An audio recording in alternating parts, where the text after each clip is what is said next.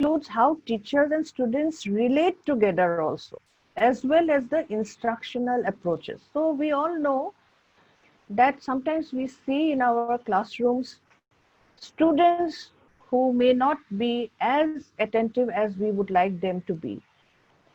And if we ignore that student, we would be doing an injustice because we are not trying to address the need of that student.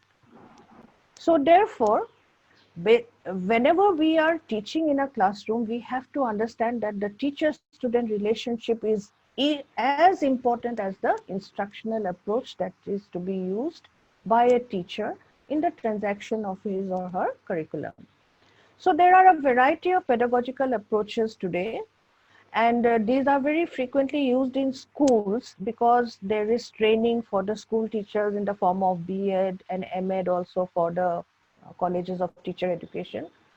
But since many of the participants may not have done these programs, so for them, I would like to therefore introduce some of the strategies which are considered to be more effective and appropriate than others. So whenever we talk about effective pedagogy, we basically mean that it should lead to academic achievement. That's the most important thing. That is why we send our students to educational institutions. But along with the academic achievement, we also expect that the learner should develop certain social and emotional skills and become a better individual.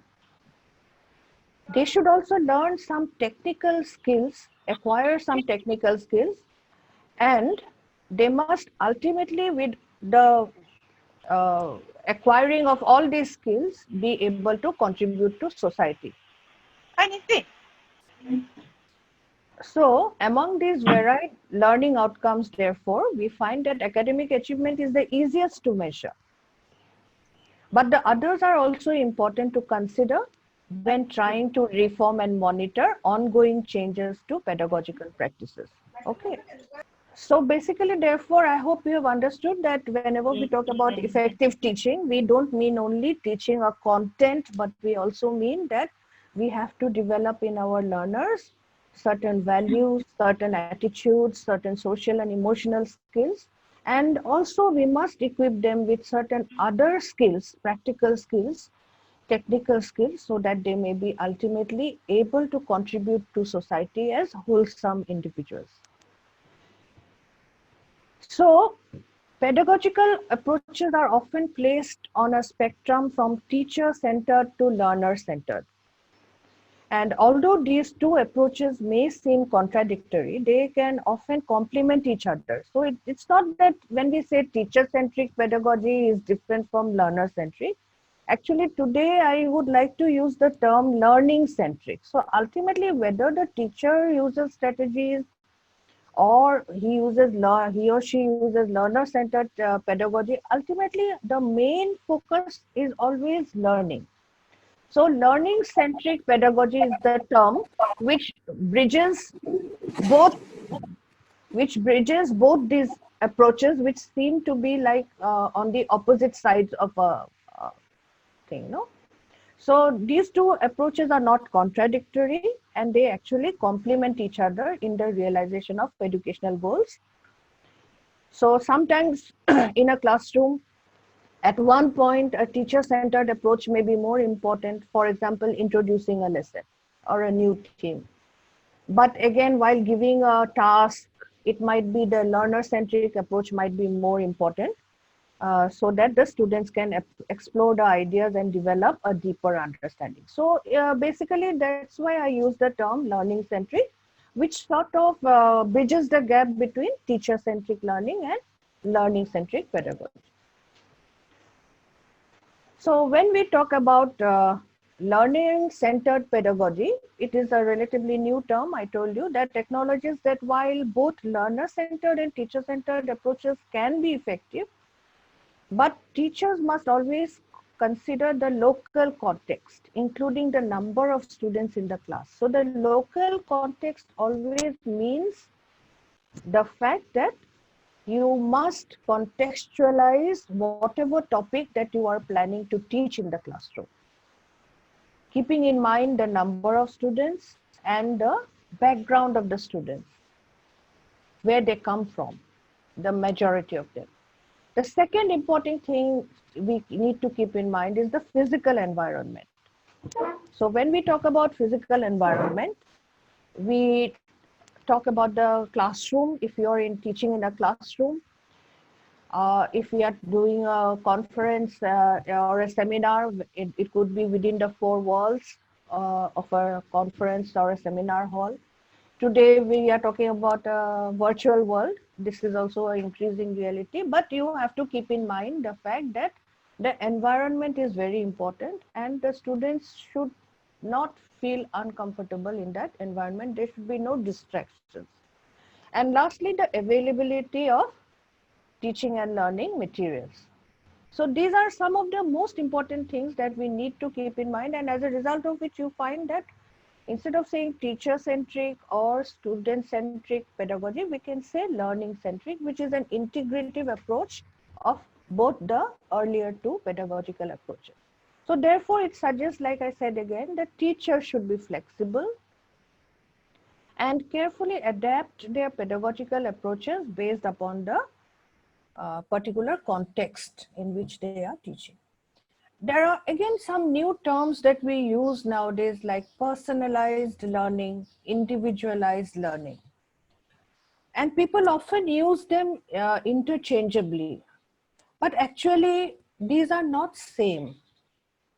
While both the concepts support meeting students' learning needs, they serve different purposes. So you cannot use them interchangeably. So differences is that in the practical usage of personalization and individualization, it can help improve instructional planning by teachers. For example, when we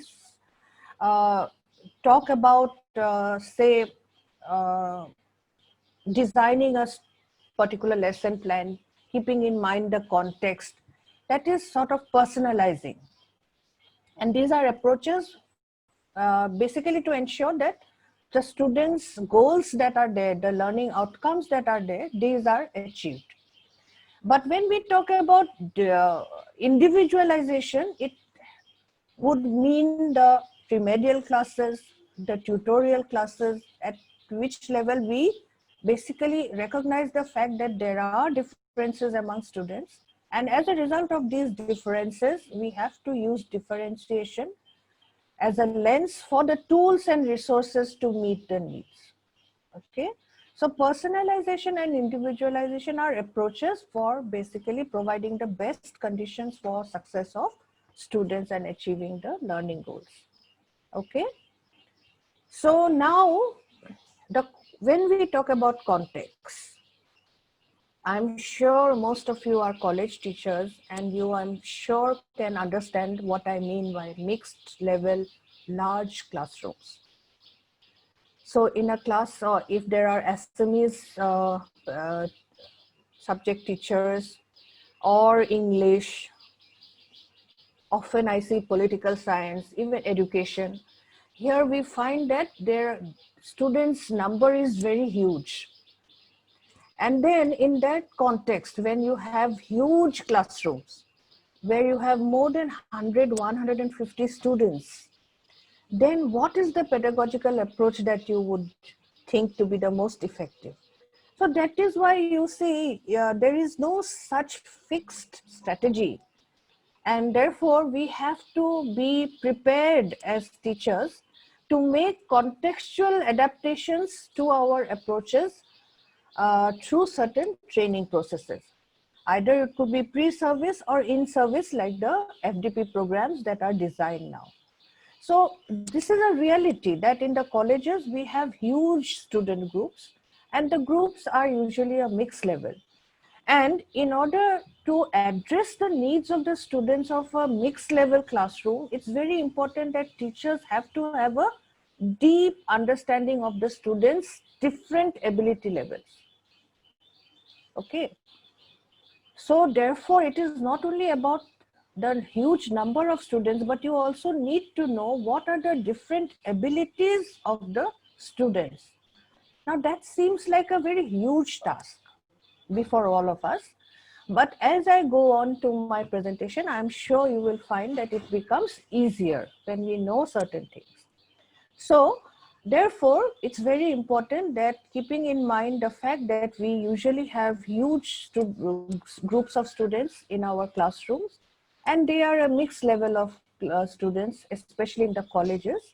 So it's very important to understand what could be the different ability levels of students, and how we need to change our approaches in order to fulfill those abilities. Moreover, group work also can be designed so that the students of different ability levels can be addressed. Now, another category of students you need to keep in mind is the fact of the disadvantaged students. Just now I was reading a newspaper item, which I'm very sorry to say just reported the death of a class 10 student in Bongaigaon yesterday evening by suicide. Why? Because his parents could not give him an Android phone, as a result of which he could not appear for his online examination. And in that, because he could not appear for that examination, he became so upset that he took his own life.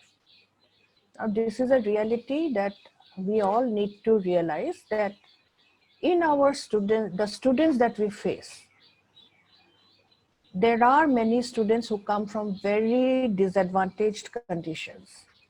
And you cannot make out a student by the way they dress or the way they portray themselves. So basically, as a teacher with 30 years of experience, I can assure you that it is very difficult to actually realize the condition of students based on their external appearances. So therefore, as teachers, we have to always have very positive attitude towards the students, because we have to realize that we have a social responsibility. Society has given us a role, and as a teacher of a college or a university student, we have to be responsive to the needs of the society and therefore attentive to the needs of the disadvantaged learner. And therefore, whenever we talk about these sort of teachers, we find that they are always ready to tailor their instruction according to the needs of the students. And mostly you will find that when we involve these sort of students in the classroom activities by drawing on their experiences or asking them to share their lives or to share their talents, generally we find that we as teachers become more effective, because they find these lessons meaningful, contextually relevant, and slowly, because of the sharing, they feel less diffident or have less diffident about their social status. And slowly they start to develop their self-esteem, and as they develop their self-esteem, they become confident and better learners.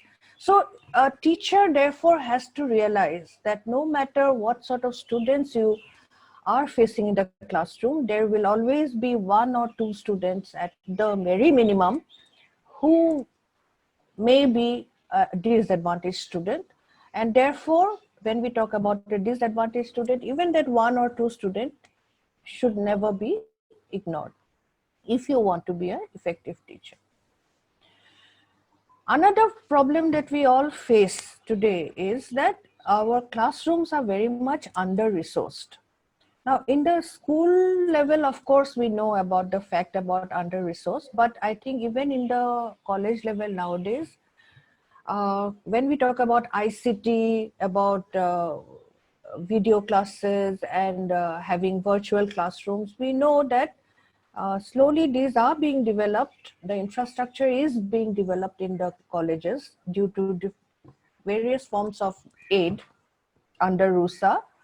But I know that there are still a lot of teachers who are as yet unable or ill-equipped to deal with these changes. So under-resourced classrooms could be due to either lack of infrastructure or also because due to the lack of ICT development of the teachers. So therefore, you must understand that in today's age, like I said, the seismic era, the turbulent era, we can no longer afford to ignore ICT or information and communication technology.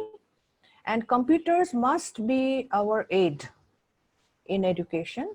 And therefore, you have to learn how to maximize whatever resources you have and try to maximize the learning of the students. So you will find that it is not only about having well-resourced classrooms where teachers are ill-equipped. It is always about the use of maximum resources for the most effective transactions. So therefore, whenever we talk about teaching, we always have to keep in mind that whatever resources we have, we must ensure that we use them. And those that are available in the institution, we should also learn to use them for the benefit of the students. One very nice thing I have noticed due to this pandemic is that a lot of teachers are now uploading the videos of their classroom transactions on YouTube. Now, that's a very good sign that people are slowly trying to use ICT in order to help learners. So these are some of the ways through which you can do it even at your own home, and you can be of help to the students. Now, therefore, to summarize, we find that the methods and approaches are basically two: teacher-centric and learner-centric, and an amalgamation of the two is the learning-centric. So teacher-centric methods are basically top-down. They always use the top-down approach, which is not something that is very effective all the time. It can be effective at certain points of teaching, but not all the time, and it becomes more top heavy or dependent on the teacher, and then students begin to lose interest. So therefore, today when we talk about pedagogy, the term itself is clear, is actually about learner-centric. So here we talk about not only different strategies, but it is also about providing different varieties of curricular courses like multidisciplinary courses, industry-oriented courses, entrepreneurship courses, skill-based courses, and along with all these, some new pedagogical techniques, which is beyond the scope of this particular presentation. And therefore, an amalgamation of both would constitute an effective classroom, which we call the learning-centric method. And now, therefore, we need a paradigm shift from teacher-centric and pupil-centric method to learning-centric methods, especially in this turbulent seismic era, where innovative approaches like blended learning, experiential learning, self-study, project-based learning, etc., will have to be more frequently used. So now, as teachers, therefore, we have to keep in mind that we have to design our teaching learning strategies on the basis of certain parameters. So course alignment and evaluation is what I have termed it. So whenever we evaluate the course, it is decided, like I told you, ultimately our aim is a competent learner. And how will that competent learner be judged? By the form of certain assessments. And how will these assessments be done? By certain activities. So therefore, we have to always keep in mind that whenever I'm teaching a particular topic or a particular subject, what is the main objective of teaching this particular course or paper or topic? That is the most important thing that we need to keep in mind, because when the teacher is himself or herself convinced about the importance of the topic, they can only then pass on its significance to the students. Then regarding the assessments also, what are the type of tasks that I will design to evaluate them? So when I go on to the next few slides, you will understand what I mean by the term assessment. It includes both quantitative as well as qualitative assessment, because when we talk about evaluation, it's a very quantitative term in terms of that which can be actually quantified and given a number. But we know when we talk about skills or attitudes or values, these are not things that you can actually quantify.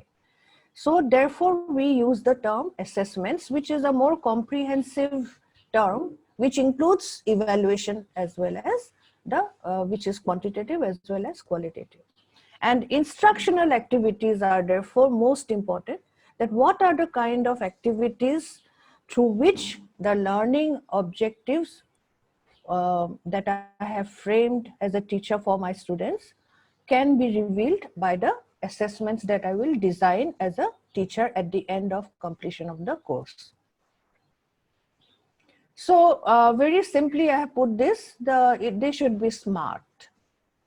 SMART signifying S for specific, M should be measurable, A attainable, R realistic, and most important, time bound, because we are functioning within a system. So SMART, you just keep in mind SMART educational objectives, and you are taking care of most of the objectives of every teacher. So therefore, objectives should therefore lead to the learning outcomes. Now, when we talk about the definition that I'd given you above, it basically emphasizes on learning outcomes. And therefore, when we talk about learning outcome, we must therefore know how to plan for the learning. So in the context of student-centered learning, which is very commonly followed today, our learning outcomes model is strongly advocated internationally. So today, even in the context of higher education, it has been said, they have even given guidelines. They have shown us some draft models also on different subjects, on different courses, on different programs, how to design the outcomes based on the particular program, based on the particular level of instruction, UG or PG, based on the particular course contents, etc. So whenever we talk about learning outcomes, it's a very detailed description of what we expect from the student.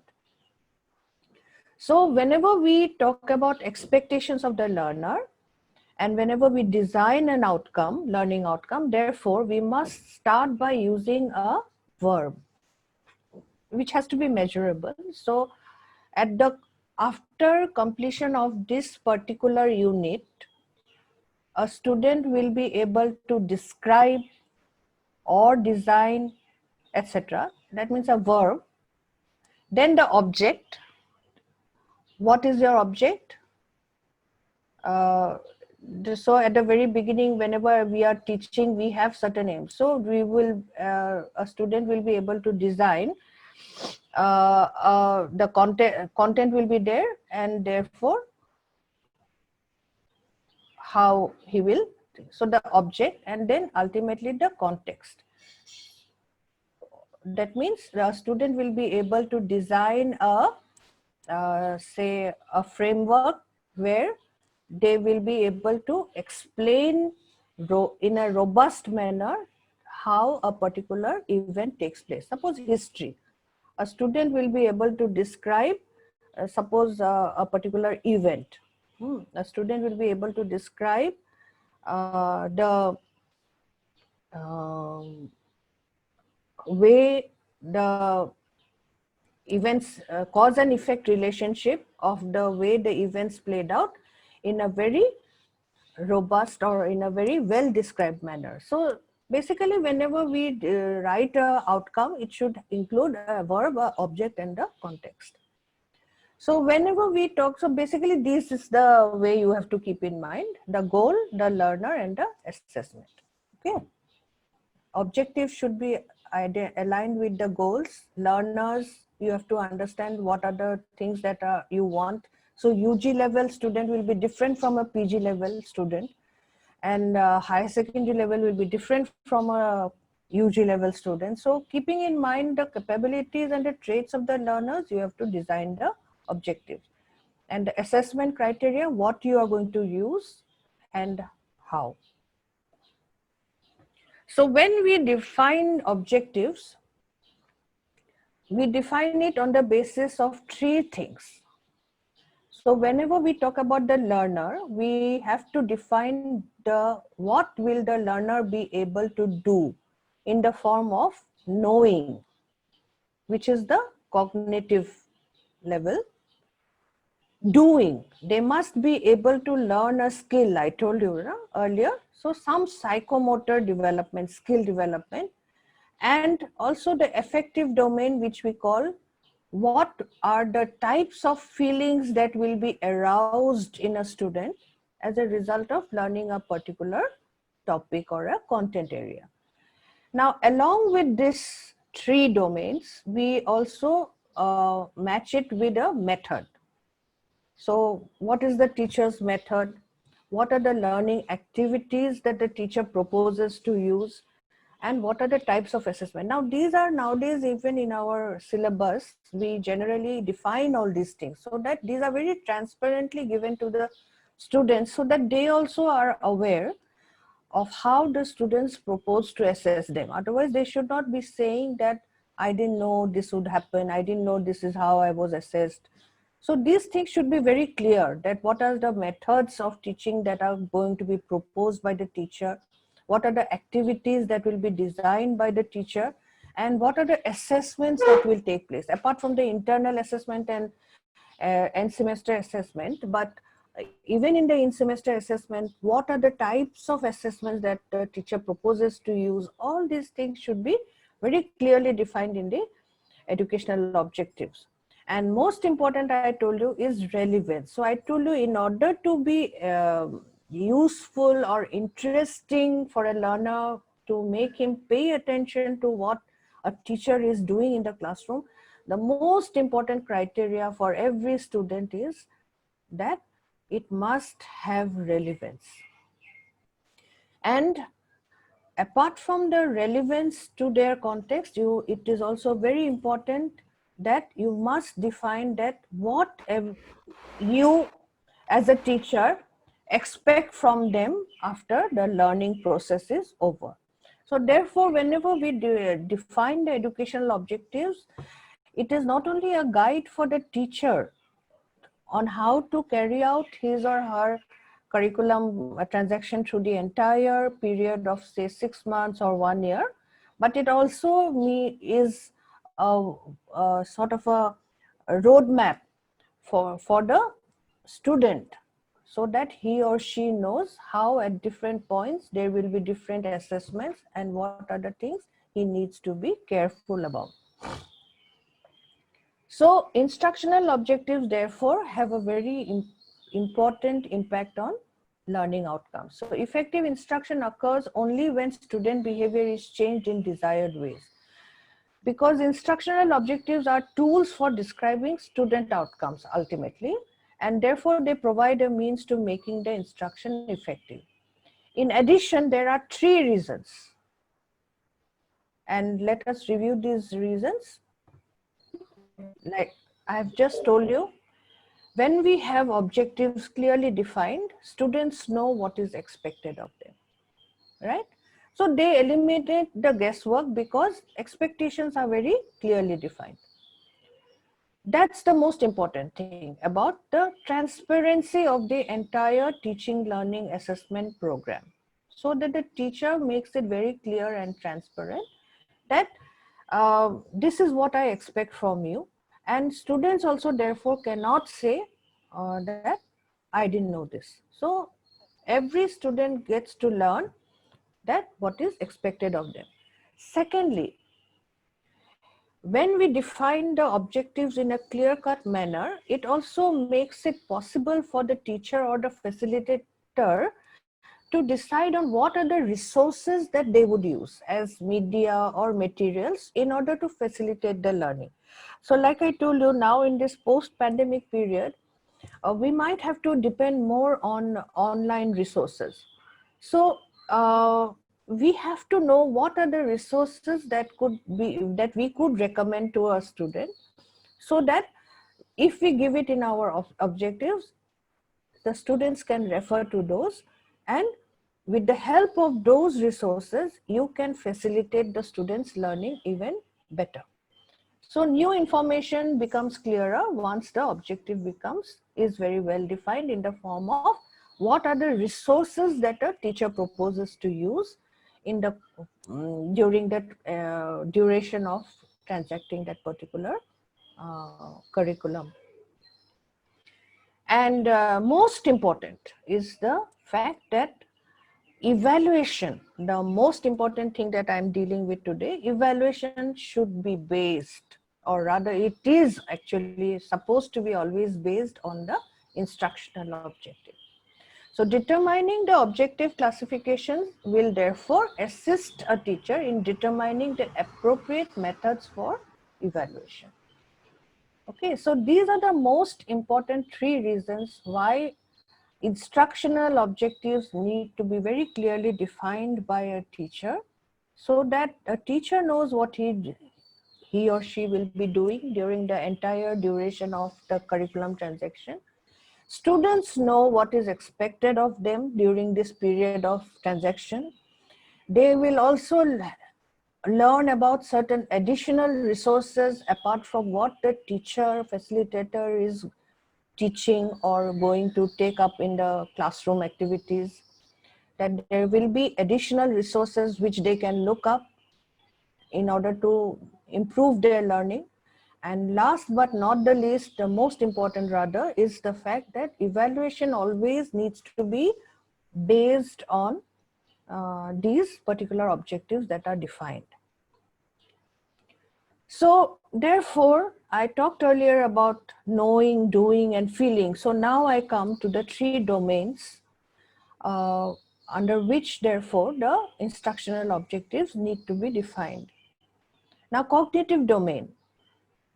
Cognitive domain involves those mental operations from the lowest level of simple recall of information to the highest level and complex evaluative processes.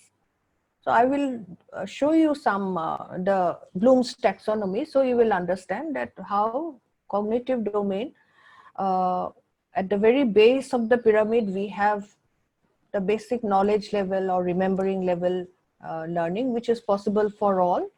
But the highest level, which we call the higher order thinking skills, or the HOTS, say application, evaluation, creativity, these are the highest levels. So cognitive domain consists of 6 levels of mental operations, from the lowest level of simple recall to the highest level of evaluation and creation. Second domain, that nowadays one of the common critiques of our education system in the past has been that it is very cognitive domain centered. But in the 21st century, we cannot afford to be only knowledge centered. We have to also, like I told you, train our students to be knowing certain skills, technical skills, as well as communication skills, as well as knowing certain practical skills, so that they can survive in this, in the world into which they will enter after they go out from your educational institution. So the psychomotor domain again includes some low level simple manipulation to higher level communication of ideas, and finally to the highest level of creative performance. Here also we have different levels. And then the affective domain, which is something I really think we as teachers need to nurture and build up in our students, which involves teaching our students to understand their feelings, their attitudes, to form certain values.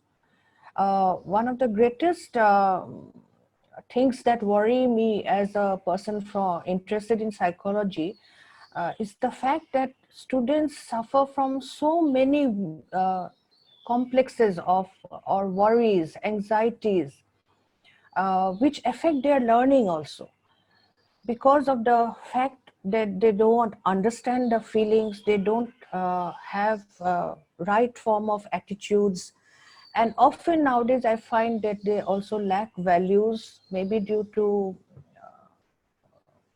wrong nurturance or the lack of value education in our school or in our educational curriculum. But today in the 21st century, we have realized that one of the most important things is uh, actually two goals of 21st century is learning to be and learning to live together. Learning to be, I told you, every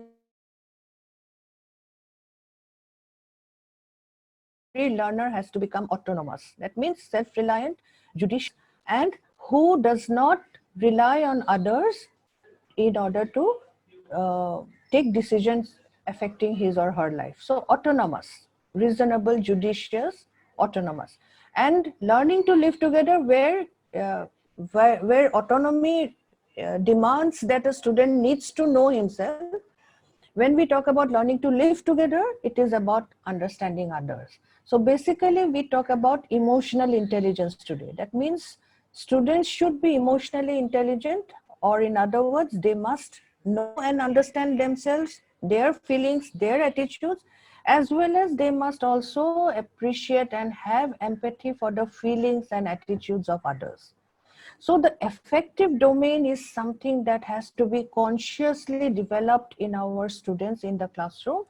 And today we find that in our classrooms, we are introducing certain activities like group work, project work, or group discussions, group seminar presentations, where we are providing them platforms where they can learn to share their learnings, where they can help each other grow. Because ultimately in the real world, especially in the post-pandemic world, we have to understand that community living and learning to live together is the most important thing, the skill that I feel that we must teach our students. So therefore, when we talk about learning outcomes, when we define outcomes, they must represent all these three domains. So whereas cognitive domain may be measurable, psychomotor to a certain extent, some level you can measure, but affective domain may be very difficult to measure quantitatively, and therefore we use the term assess. So the concept of instructional objectives, therefore, I'm sure is very clear by now that why it is so important. So what is it? It is basically an explicit statement of what the learner will be able to do after instruction. And it must be always measurable and observable. Objectives are very closely related to assessments because students should only be assessed on the stated objectives of a lesson or a unit. So instructional objectives may also be called performance objectives or behavioral objectives or simply objectives. All of these terms are used interchangeably. Most important thing to remember is they are always very specific, outcome based, measurable, and describe the learner's behavior after instruction, which I call SMART. So what are the very important characteristics? That they have to be specific, outcome based, measurable, and ultimately objectives have to describe student behaviors. So now we go on to the advantages. I have already told you quite a lot of advantages, but here I'm giving you a comparative chart of what happens to instruction when you are defining objectives and what happens to instruction if you are not defining the objectives of teaching. So when we define our specific objectives, the pace of instruction becomes very individualized. You remember I used the word individualization and personalization a few slides ago. So whenever we define the specific objectives, the pace of instruction becomes very student friendly. So when we use specific objectives, learners learn to learn independently. So there are always there are always students in a classroom who are good above average. They would also be knowing what to learn, and some of them can therefore learn independently. But if we don't define those outcomes, then the students will always be dependent on the teacher to learn. So we don't want that. Second, thirdly, most important is that whenever we define specific objectives, the teacher becomes a guide and a collaborator or a facilitator of learning. He or she doesn't become the most important person in the curriculum transaction process. But in the when we don't define objective, teacher becomes the one and all, the dispenser of knowledge. So therefore, we need to go more for defining specific objectives, because then teaching becomes personalized instead of impersonal. The frame of reference is very clear at the very beginning, but if it is not defined, then the frame of reference may not be clear for the students. Evaluation aims are clearly defined. Students may not be able to understand otherwise. Then evaluative material can be reused, reutilized, and interdisciplinarity is made possible. But if it is not defined clearly, then sometimes we find that reutilization of resources may not be possible due to the lack of clarity of learning outcomes. And most important, unless and until you define specific objectives, the evaluation, the true evaluation of a curriculum is never possible. So, therefore, we have, I think, come to the consensus that it's very important to have a good behavioral objective at the very start of a lesson.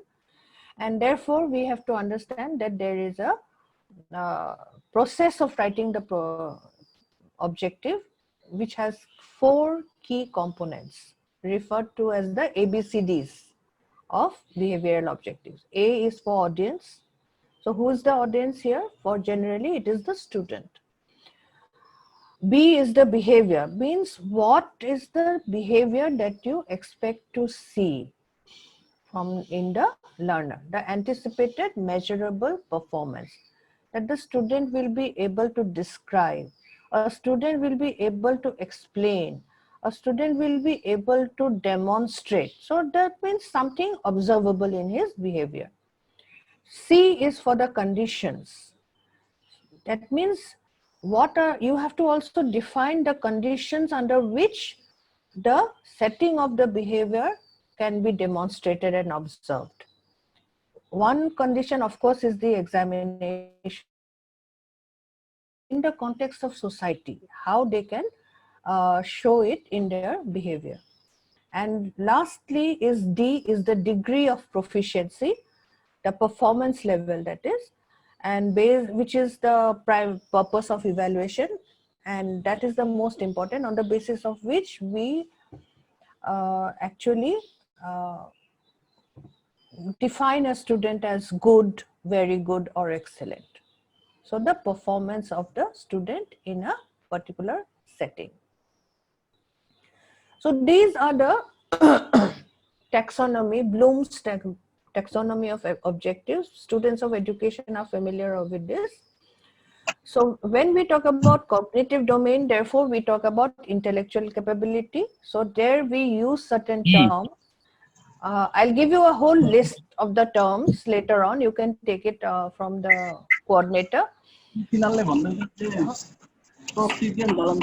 Relating to the affective domain, we have to define in the terms of the feelings, attitudes. So how you will define it will depend on certain terms like receive or become aware of. A student will learn to respond to, a student will be able to value. So these are the terms that you use to describe the changes that you expect in the affective domain. And in the psychomotor domain, we have to use certain words like a student will be able to copy, a student will be able to follow instructions, articulate, become expert, demonstrate, etc. So based on these 3 domains, therefore, I would like to show you this particular figure where you will find that there are different categories of development of a learner in these three domains. So in the context of cognitive domain, which we generally use for evaluation, commonly use, mostly use, knowledge is at the base, which is at the very basic level, followed by comprehension or understanding. Third level, higher, slightly higher, is with that knowledge, the student will be able to apply it in a particular situation. They will be able to analyze why differences happen, compare, contrast, differentiate. So they can do the analysis. If required, they can also learn synthesis, and ultimately, highest degree is they learn to evaluate. This is the 1956 Bloom's taxonomy, which has been slightly modified in 2001. I'll show you that also. But basically, the lower levels are same, only the highest level has been combined. Regarding the affective domain, you find that the very lowest level is receiving. So every student, whenever you are teaching a lesson, they will be receiving the information. But as they are going higher up in that domain, you will find that they will learn to respond. They will learn to value. They will learn to organize. And they will be able to characterize by value sets and, classify, differentiate, tabulate, etc. by different values. So these are the levels of development of the learner, how we expect them to be progressing as they complete their higher studies. And in the context of the psychomotor level, you will find the most basic level is the reflex movements, which they already show. But now we are now going to teach them certain basic movements required. For example, when we teach them ICT in B.Ed program, when we teach our deputed teachers, I often find that some teachers have no idea about how to use a computer. So you have to start from those basic fundamentals and teach them how to open a computer, how to open a Word document, how to open a PowerPoint, what are the keys, how to type it, etc. So you have to teach them. Then from there you will go to the perceptual level, where they will be able to see things beyond what is being shown actually and grasp. Then the physical activities, there might be activities, for example, in research, we ask students to write project reports, they go make surveys, use tools, and then they write a report. Skilled movements, and lastly, non-discursive communication. So these are the higher levels in the context of psychomotor domain. So therefore, when we are talking about writing instructional objectives for learner outcomes, the outcomes should be in the context of these three domains, always. So now we come to the writing level. So when we write the level, so generally at the very lower level, we have knowledge and comprehension. I told you every time you have to start off with a verb followed by a concrete task. So the verb at the very lower level is list, match, tell, label, name, locate, memorize, repeat, describe, explain it. So here you will find that these words are words which basically signify the very basic level of, lowest level of the cognitive domain. So of course these are important, but in the context of higher education, I think we should go more for the higher level domains. So here, therefore, when we design instructional objectives for the UG level or the PG level, you should start off from, definitely, you can start off from comprehension, the second level, but it should be more of application. They will be able to solve, they will be able to classify, students should be able to demonstrate how to apply the knowledge or skills learned. Students should be able to debate, compare, group things. What? To separate, examine, and draw conclusion. Synthesis, they should be able to create, produce, reconstruct, etc. So you will find that at every level, there are some action verbs which signify what level of the cognitive development you are. So that is why these are terms, which you need to know very thoroughly, so that in the context of question paper setting, I'll be doing that in the afternoon session. Every word has to have a meaning, and this meaning should be clear not only for the paper setter, for the teacher, but also for the student. So when you say describe, describe is at the lower level, second level. So for describe, you should not expect a student to write 5-6 marks answer. It should be at the most 3 marks. So when you say describe, what does it mean? That means they have learned something and they are just describing it per se. There is no their own particular contribution to that.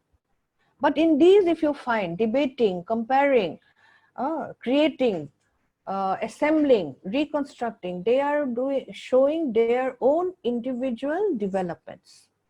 So therefore, appropriate to each particular domain, you have to be very clear about what is the terminology that you will use in order to describe the verb that you want to see in the form of behavioral change in the student.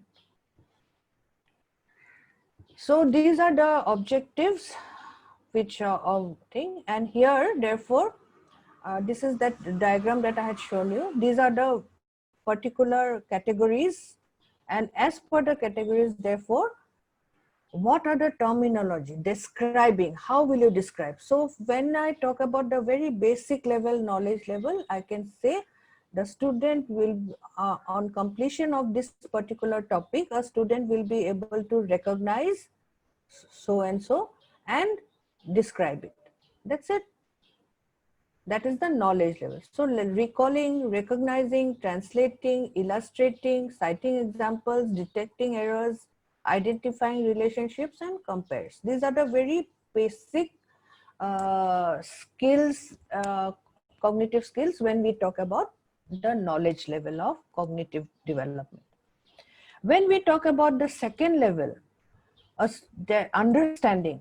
Understanding signifies what? It's slightly higher, because here on the basis of their knowledge, they are now able to discriminate. They are now able to classify. If required, they can interpret, they can extrapolate, they can solve. See? So these, as you can make out, they already are signifying certain higher level cognitive developments as compared to knowledge. Now look at this application, which is the third level of development, higher level. Here we find that with that information, now they are able to establish relationship. They can put 2 and 2 together. They give reason for cause and effect relationship. They can analyze. They can sift relevant data for given purposes. They can hypothesize. They can predict that if these things happen, then this may happen. They can evolve appropriate procedures or plan of actions. They can infer, they can generalize, they can reorganize the materials, they can judge adequacy, justify, and display originality. So it's very clear that as you are going higher up the cognitive development, the terms and the sort of behavioral changes that you are expecting in the students are of a higher level. And when we talk about the skill level, that is about drawing diagrams, etc. So therefore, based on what we have shown you, now we come to the most important part of this presentation, which is, therefore, now that you know instructional objectives, now that you know how the outcomes are defined, now that you know every instructional objective is best when it is measurable. Therefore, now in order to measure these outcomes, how do we evaluate a student? So therefore, we come to this. Equally important, if not more, is evaluation. Now, here I am showing you the term assessment for learning. Like I told you a little bit earlier that when we say evaluation, it is always measurable in quantitative terms. But I would prefer to use the word assessment in the context of learning, because certain things like a value, an attitude, a skill, these might not be always possible to be measured quantitatively. So therefore, we use the term assessment, which means both quantitative as well as qualitative assessment. So when we talk about assessment in higher education, mainly we mean evaluation of the cognitive domain in higher education. The behavioral objectives or the psychomotor domains, these are generally assessed during the in-semester programs, during the in-semester assessments, in different capacities by a teacher. But these might not be objective, and often these are found to be very subjective also. And therefore, we would like to make them as far as possible less subjective, and therefore we use the term assessment. So when we talk about assessment, therefore, we recognize the comprehensive educational achievement. That means cognitive, affective, as well as psychomotor. Therefore, here we develop the capacity for the self-assessment by a student also, as well as for peer assessment, that is the teacher assessment or other forms of assessment. It can become a part of effective planning, which is very much there. Every board, every university has planned out the examination system. They have worked out the entire procedure. And the focus is very much clear. It is how students learn. It is central to classroom practice, because I told you, unless and until we identify our objectives and our learner outcomes, we can never be effective teachers, and we can never produce quality learning. And this is the key professional skills may be developed. Sensitive and constructive forms of assessments can be developed. It fosters motivation in students when they realize that they are assessed not only on one domain, but on different domains. Someone might not be very good in academics, may be excellent in a sport. So he or she doesn't have to suffer from a low self-esteem just because he or she doesn't do well in the classroom tests. So it fosters motivation, it promotes understanding of goals and criteria, and helps students to also know how to improve themselves. So assessment is a more comprehensive word, and it is a better word. But for the purpose of evaluation, in the context of education, often we use more of those tools which are able to measure the cognitive domain, because they are measurable. So what is evaluation? It is a systematic process of determining the extent to which educational objectives are achieved by pupils. So I told you that this is the most important definition.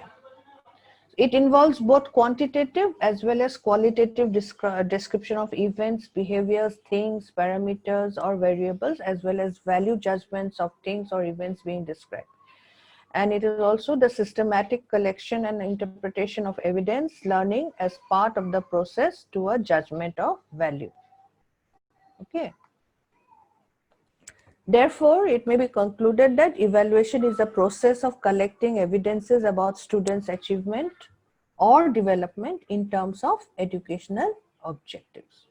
So when we say evaluation, basically, it is about collecting evidence about a student in terms of their educational objectives that have been defined in every curriculum.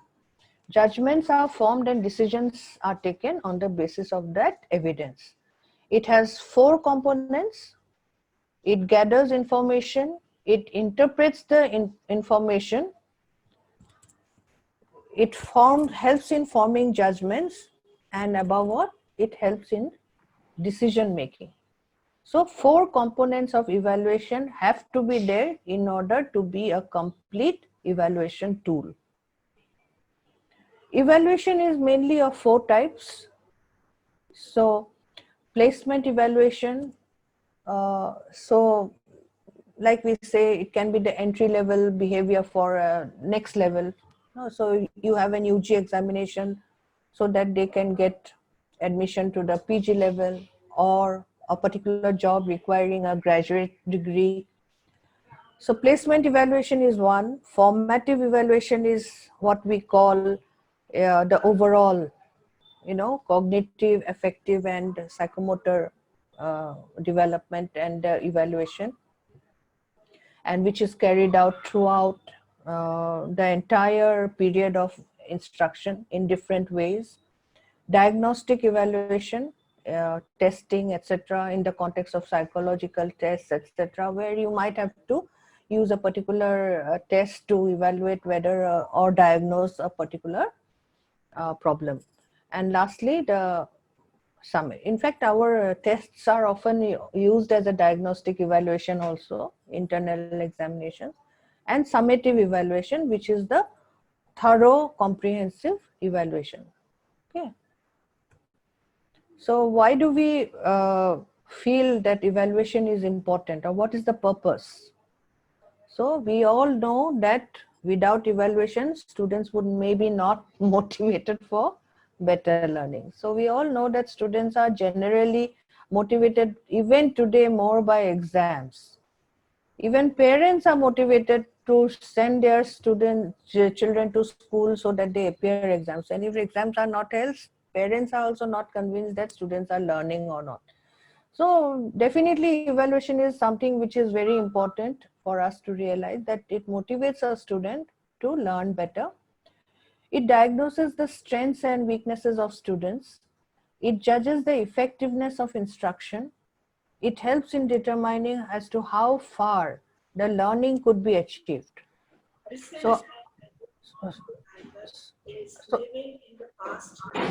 So, when we talk about how far a learning could be achieved, means when a teacher has taught something and then has a test, then based on the students' performance in that test, the teacher can be able to determine how far the learning has taken place. So it can be a very important tool of judging the learning progress of a student. It determines the rate of progress of students. It provides a base for certifying students. It helps in classifying the students, which is not really good psychologically, because it creates a lot of discrimination and a lot of low self-esteem. The classification of students into good, average, poor students. Although it's convenient for a teacher, but these are things that should not reach the students, because it leads to a lot of other psychological problems, which we also as teachers need to be very sensitive about. It predicts the success of students in future. A good tool should generally predict the success, but I have seen that maybe because of the fact that our evaluation tests are not very scientific and not very effective, so sometimes we find that students have done extremely well in one examination, but later on in life they are not being able to succeed. So there are lots of stories of how students get into IITs and are not able to cope with the IIT routine and the stress, and often they also take the extreme step of suicide. So what does it mean? That means just because they have qualified in an examination, you cannot predict that they will be successful in the future. That means there is something wrong in that evaluation. So, but a good evaluation tool should generally be able to predict the success of students in the future. And it helps in selecting students for admission to different subjects, different levels, scholarships, etc. So when we talk about purpose, then we have, if we want to make our evaluation tool really a good one, so that it can do what it is supposed to be doing, then we have to therefore determine and clarify what is to be evaluated. That is why I said the instructional objectives in terms of learner outcomes needs to be very, very clear, clearly determined and clarified at the very beginning. Second aspect is selecting the evaluation technique. What technique will you use and what is the purpose to be served by that particular technique? That also every teacher should know. So a question paper is only one technique. There are different techniques and tools. So which technique you need to use for testing a different parameter or a characteristic of a student, that also a teacher needs to know. For example, if I want to study the attitude of a student, I cannot use a test. I will have to have a either an attitude scale or something like that, right? Then often, therefore, we combine a variety of evaluation techniques so that it is a comprehensive evaluation. I told you that is why I use the term assessment also. But even in the context of evaluation, which is quantifiable, measurable, there is a possibility of combining different types of evaluation techniques. And most important is that we must know the strengths and limitations of the various evaluation techniques. So every teacher, apart from knowing these tools and techniques, must also know what is the particular strength of that tool or technique in a particular situation, as also what are the limitations of that particular tool in another situation. So you need to know exactly which tool or technique would be best suitable for you in order to judge or evaluate a student based on the instructional objective that you have defined, in which you propose to see a behavioral change in the form of a learning outcome. And remember always that evaluation is a means to an end. It is not an end in itself. Generally, we think it is an end, but it is not. It is actually a means to an end. And therefore, we need to use it very judiciously and very knowledgeably. It should not lead to problems of stress and tension in students. And therefore, we have to understand it is only a means to an end. It is not the end. So therefore, we need to know the characteristics of a good evaluation program. And a good evaluation program, therefore, should be an objective-based process, which I've already explained. It should be continuous, I told you. Formative evaluation means continuously you have to, at different levels, at different times, at different stages, how the changes are taking place in the student, what are the developments taking place in the cognitive domain, what are the developments taking place in the affective domain, what are the developments taking place in the psychomotor domain. All these things have to be kept in mind, and it should be made a continuous process. It should not be held only once at the end. It should be held continuously so that students understand the continuity of the learning process, and also that they are able to gain confidence as they move from one stage to the next. Evaluation should be very comprehensive. That is why whenever we talk about evaluation, it should be as far as possible aimed at trying to assess all the domains of a individual development. Evaluation should be an integral part of instruction. Evaluation should be cooperative.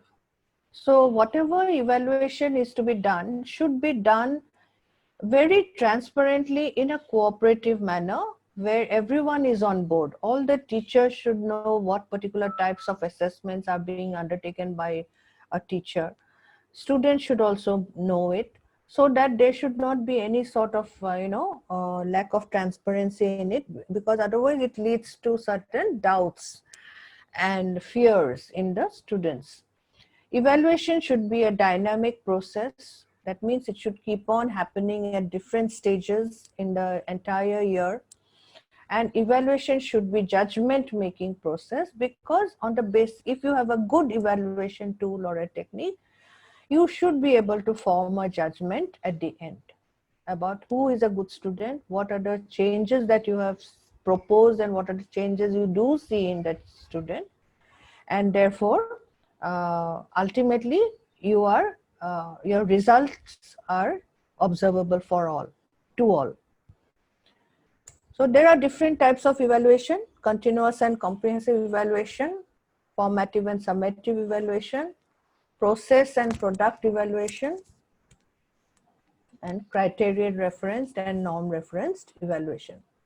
And these are not required, and diagnostic evaluation I already told you. So most of you are aware about this. These are not very much required for you.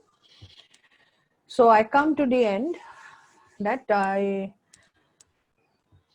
have told you all these things because I'm sure all of you are experts in your own domain areas.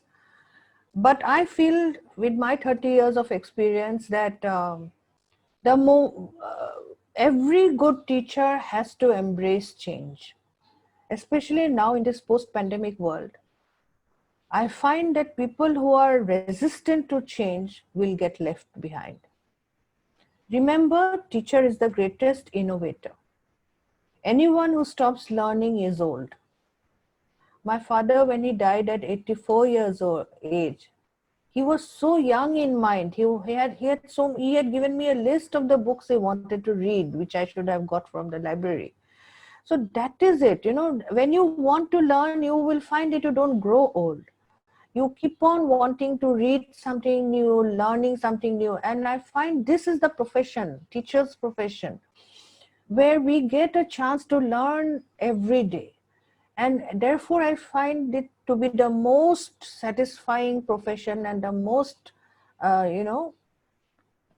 wholesome profession, because it is dynamic. It helps us to learn every day, because I believe anyone who stops learning is old, whether at 20 or 80.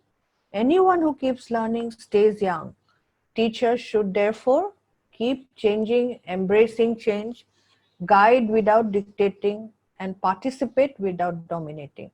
The critical factor is not the class size, but rather the nature of the teaching as it affects learning. Remember, learning never ends. So becoming an effective teacher is a process. It is not an event. So I hope with this presentation, I have been able to give you a sense of what are the changes that you might have to make in yourself as a teacher at your level of instruction, whatever level you are providing, so that if you want to be a good teacher or an effective teacher, you have to understand that it is a process. And it is not something that ends one fine day. It is a continuous process. The only request I have is, please don't resist change, embrace changes, and always seek to learn, because remember, as teachers, our main objective is not only curriculum, completion, course completion, but it is actually about how we have impacted our learners and their learning. And the moment you think about the learning aspect, your perspective changes. And with that perspective, your dynamics as a teacher will change, I'm sure. I wish you all the best for the future. Thank you. So good afternoon, everyone. So we start off with effective questions. So in the morning, we talked about effective teachers. So now we talk about effective questions. Now, when we say effective questions, what do we mean? Basically, effective questions or effective questioning involves using questions to open conversations. Number one. Moreover, these questions should also inspire deeper intellectual thought. And most important, something that we all ignore is to promote student-to-student interaction.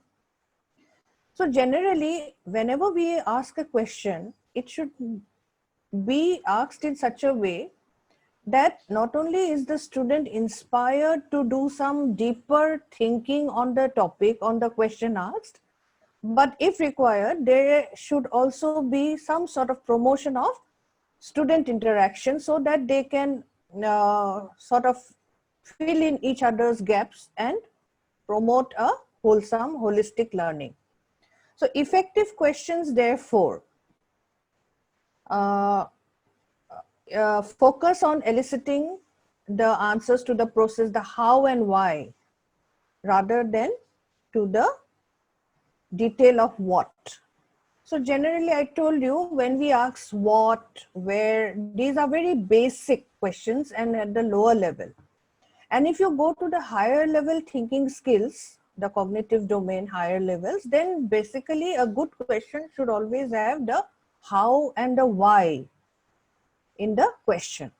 Okay, so that it is considered a better or a more effective question. Now, the teacher questions generally come in two forms. So one, you have the lower level questions, which require the students to express very basically what they have learned in essentially the same way that they have learned it. Now, you might ask that in higher education, why do we have to have lower level questions? This may be true in the schools, but why in higher education? But the question is that I told you in the morning that when we deal in a classroom of a number of students, we know that the normal is generally the average. There will be some on one side who are extremely brilliant, and there are the others also on the other side who are not as good. But when we deal as a teacher, the entire class, we must keep in mind both these two groups. The ones who are not so good in the cognitive domain and the ones who are extremely brilliant in the higher order thinking skills. So in order to facilitate the learners who have not so high cognitive development, we provide them the lower level questions. So basically, therefore, we are catering to the lower level cognitive development. And therefore, in any good question paper, there will be at least 20 to 30% of questions for this particular group of students who are not as good as the others. So therefore, you will find that whenever a question paper directions are given by a board, by a university, they generally mention the percentage of questions that should be there in the lower level, which we call the very short answers.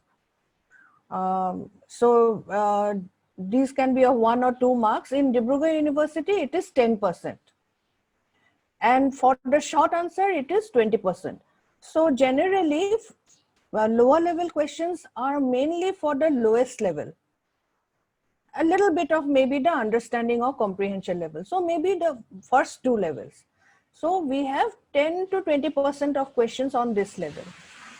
But then at the higher education level, higher level questions should be more. And therefore in Dibrugarh University, we have 70% for higher level questions, 70 to 80%. So these questions require students to engage in higher order thinking and encourage them to develop their thinking and encourage them to for more elaboration and knowledge construction.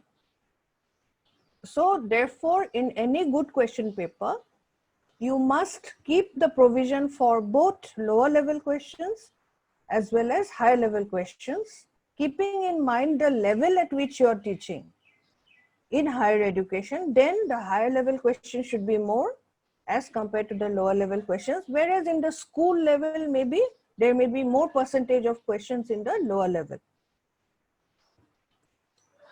Next, I'm getting some disturbances. So in the morning, I told you about the Bloom's taxonomy. So 1956 was the one that is in the left.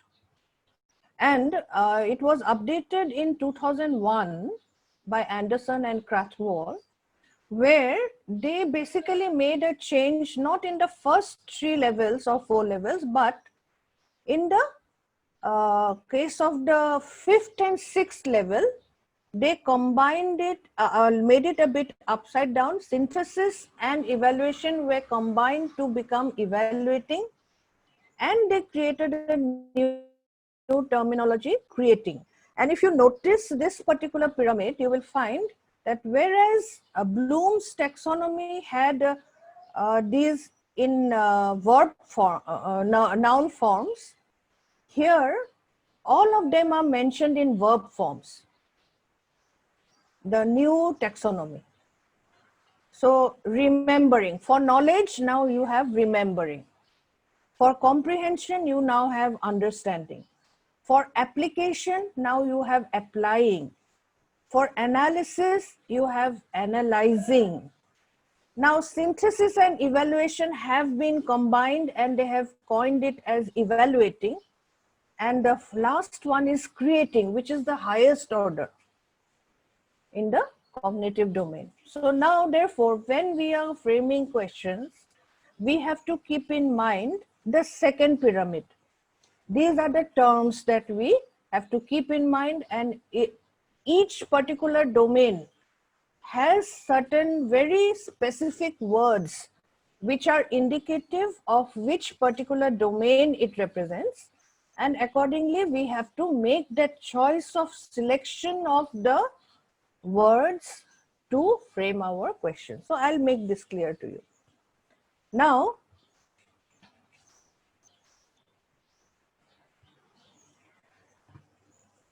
under this new pyramid, therefore, you will find that some expectations of students are there.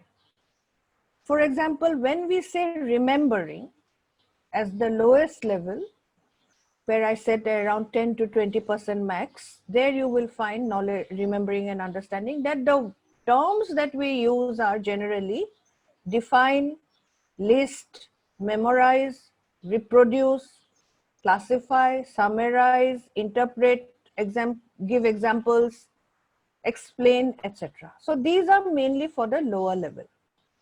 But as you grow higher up in the cognitive levels, you will find that when we talk about applying their knowledge, so then we have terminology like demonstrate what you have learned, or dramatize the lesson you have studied, interpret the meaning of so and so, illustrate, convert, discover, discuss, prepare. So this means we are now going up the ladder.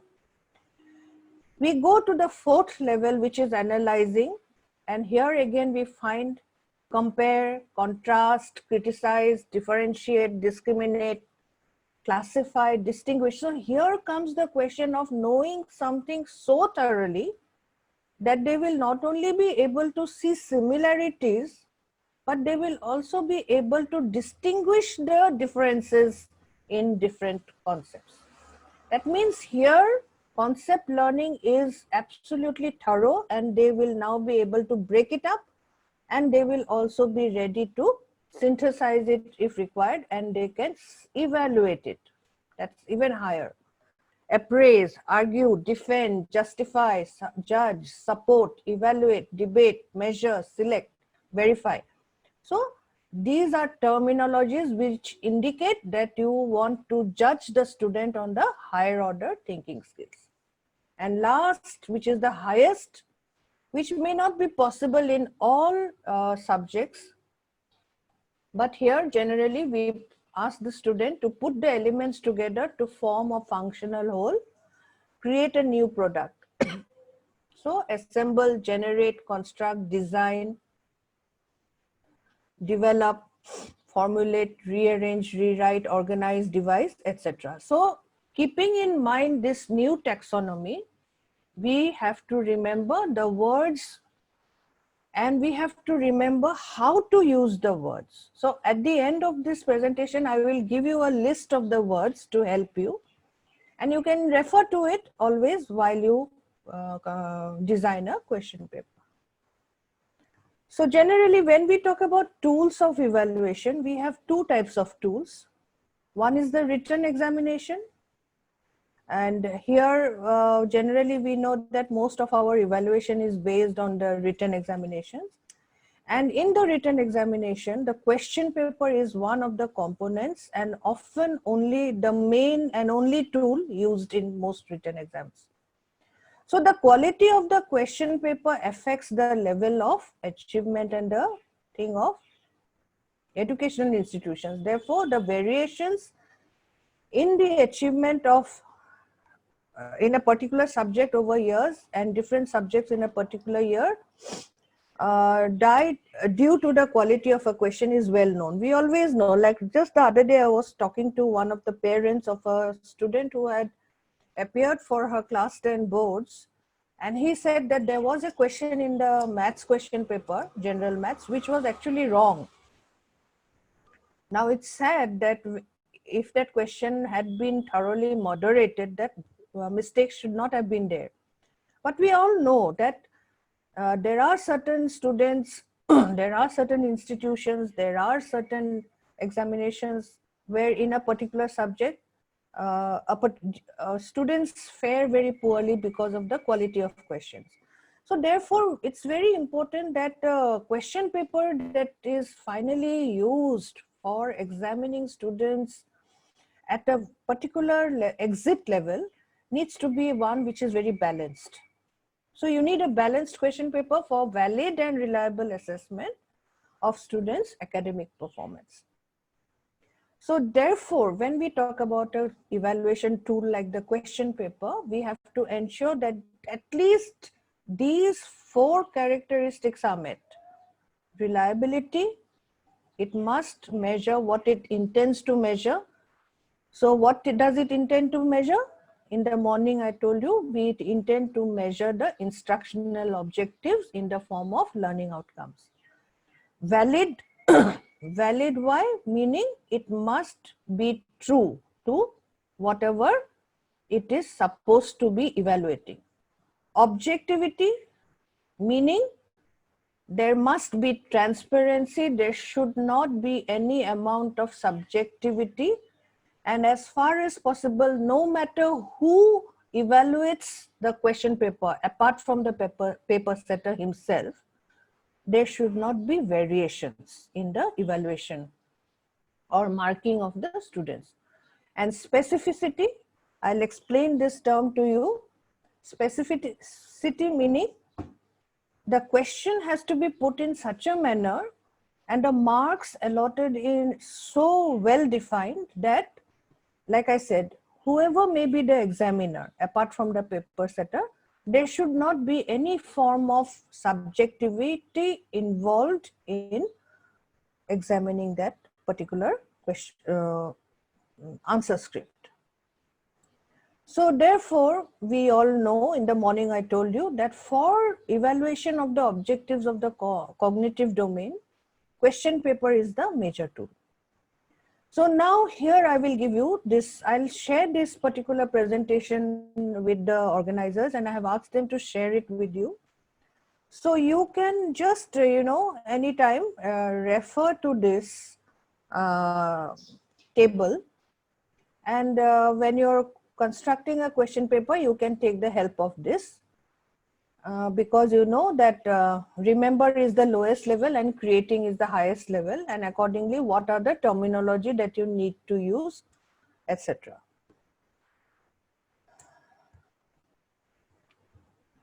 So now at each level, therefore, remembering, understanding, applying, etc., you must understand that you must have a STEM question.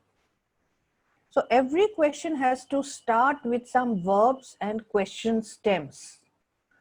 So remembering level, it is the base of Bloom's taxonomy pyramid.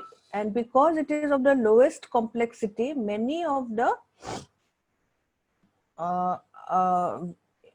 thing in this section are in the form of questions. You can use this level of questioning to ensure that students learn specific information from the lesson. So say define. So if you have taught them something where a definition is there, you can ask them to define it. So basically it is just like remembering, memorizing, and just rote learning. So they will remember and they will just tell you. Who said this? So often we get very short questions like who said this? What is the capital of so and so? So these are very basic remembering level, the lowest level of questioning. And these are the terminologies that are generally associated with this. Next, we go to the next level, that is the understanding verbs and questions, stems. So at the second level, you want the students to show that they can go beyond simply recalling by understanding what the facts mean.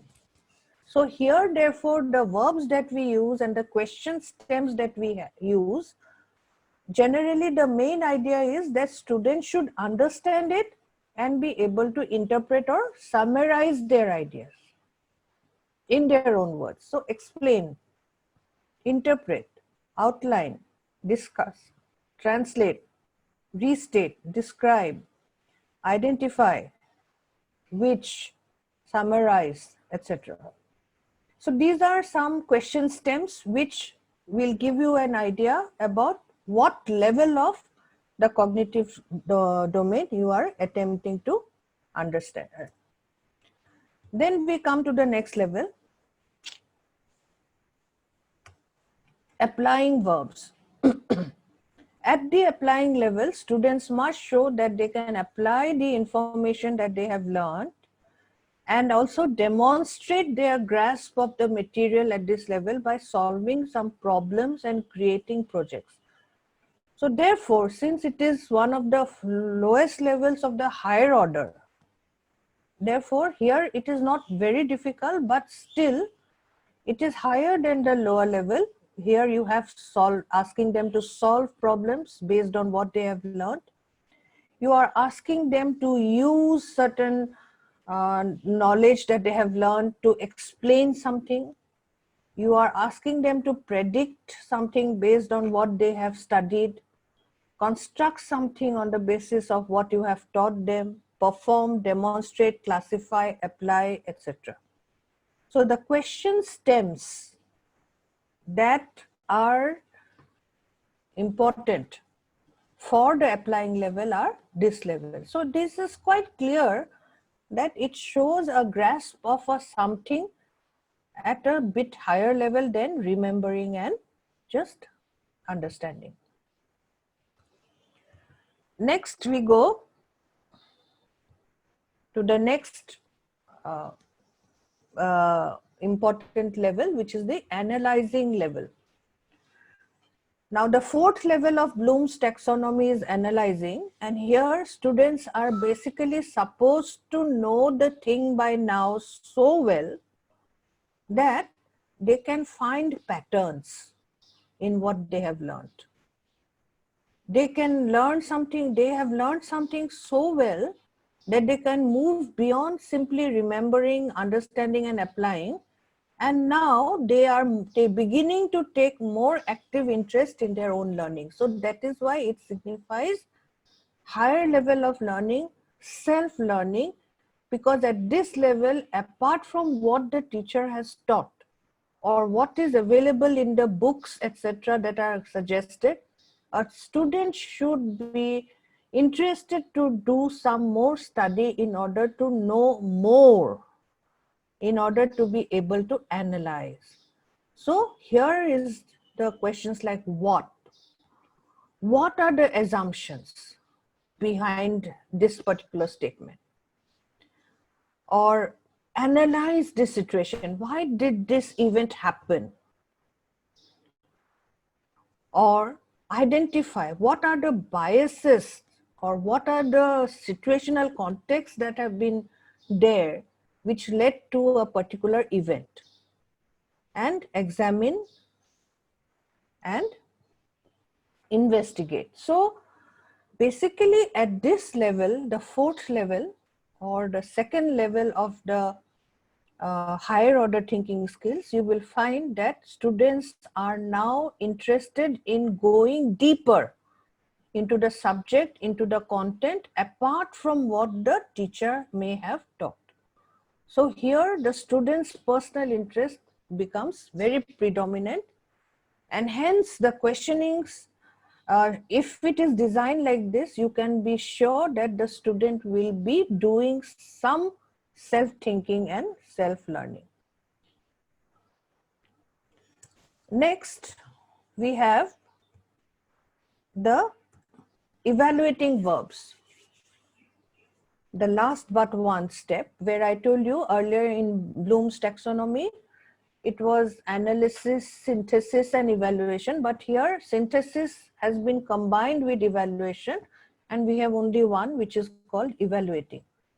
And evaluating means that now students are able to make judgments based on their own information that they have learned from the teacher as well as from their own insights. And therefore, to evaluate this, you need a very challenging question. You remember in the morning, I told you that we should now have produced students who are having the ability of critical thinking. And this is one of the very important levels at which you can judge the critical thinking ability levels of students.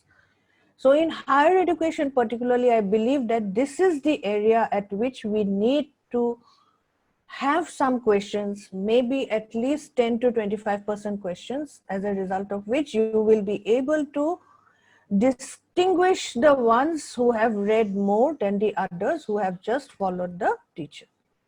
So evaluate, find, select, decide, justify, debate, judge. These are some terms which imply that you want the particular student to go in depth into a particular topic or question and answer it based on his own or her own evaluation of the reasons that could have led to the particular situation that has been asked to be explained. Okay. So the last thing, question stem that we need to keep in mind is the creating verbs.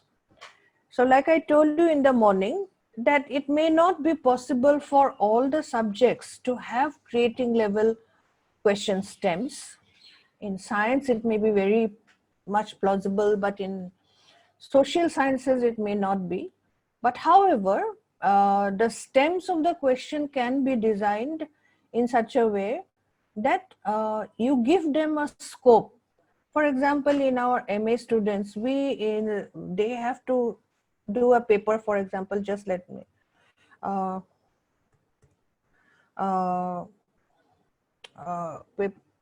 say education in the Northeast. Now, that is taught to them all, but just teaching the subject as such or completing the course contents is not enough. So what we do, we generally, after teaching a particular topic, we ask them to do a survey and write a report. And here, when they do the survey and then they give the report, then they have to do the justification that what they had studied, is their report, replicating what the things have been taught in the classroom? And if not, why are there the differences? And if yes, what are the reasons for the similarity? So like that, they are learning to understand how things can be developed further beyond the curriculum or the content level given in the syllabus. So create, invent, compose, propose, plan, design, formulate, develop. These are basically terms which are at the highest level, which are known as the creating verbs and the question stems. So now we go to the actual part now. So now, therefore, the main objective of my two presentations is ultimately to help you to understand how to develop a balanced question paper. And like I told you in the morning and just a little while ago also, that in order to have a well-balanced question paper, you therefore first need to understand what is evaluation. So that's why in the morning I did evaluation. I remember when the principal of Dr. RKB Law College asked me to do this FDP, she told me to do it on question paper setting. And then I said I will do it in two parts as evaluation and then question paper setting. Then she said, but actually the FDP is about the more importance on question paper setting. But then I told her that actually question paper setting is okay, fine, I'll do it. But before that, you need to understand evaluation, nature and scope, which is what I did in the morning. And I hope by now you have an idea about what we mean by evaluation and what we intend to evaluate by using a question paper. So therefore, you have to know the learning objectives. You have to know the form of questions that you will use. So there are different forms of question. Actually, it would have become very lengthy. But there are different forms of questions, you all know. There are very short questions, and under very short questions, there are MCQs, there are fill in the blanks, there are yes, no answers, say true, false types. There are short answer questions, there are long answer questions. So there are lots of forms of questions. So as a teacher, you are given a wide choice. But in designing that question paper, you have to take the final call on what are the forms of questions that you are going to use and how far they will be indicative of the objective that you have defined and how they will show the learning outcome that you expect from the student. So therefore, these are the three things you need to know as a teacher to develop a balanced question paper. Regarding the content analysis, of course, that is given by the recognized syllabi. And also the parameters of a good question paper are generally defined by a university board or a school board, etc.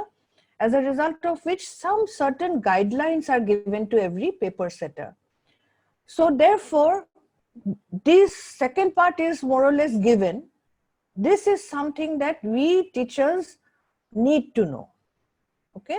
So therefore, we have to know these things, and only on the basis of this can we therefore design a question paper, make a blueprint,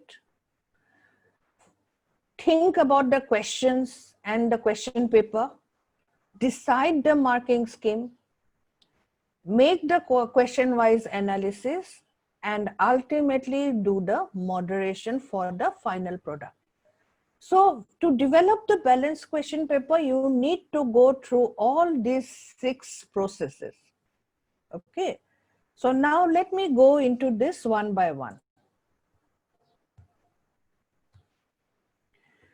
Before I go into that, so let me just discuss very briefly the qualities of a good question paper.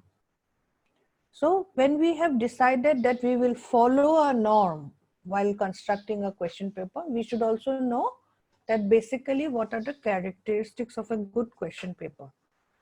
So number one, it should be objective based. I told you in the morning, the instructional objectives, the learning outcome based. Clear instructions should be there. So that's why a little while ago, I showed you the stems.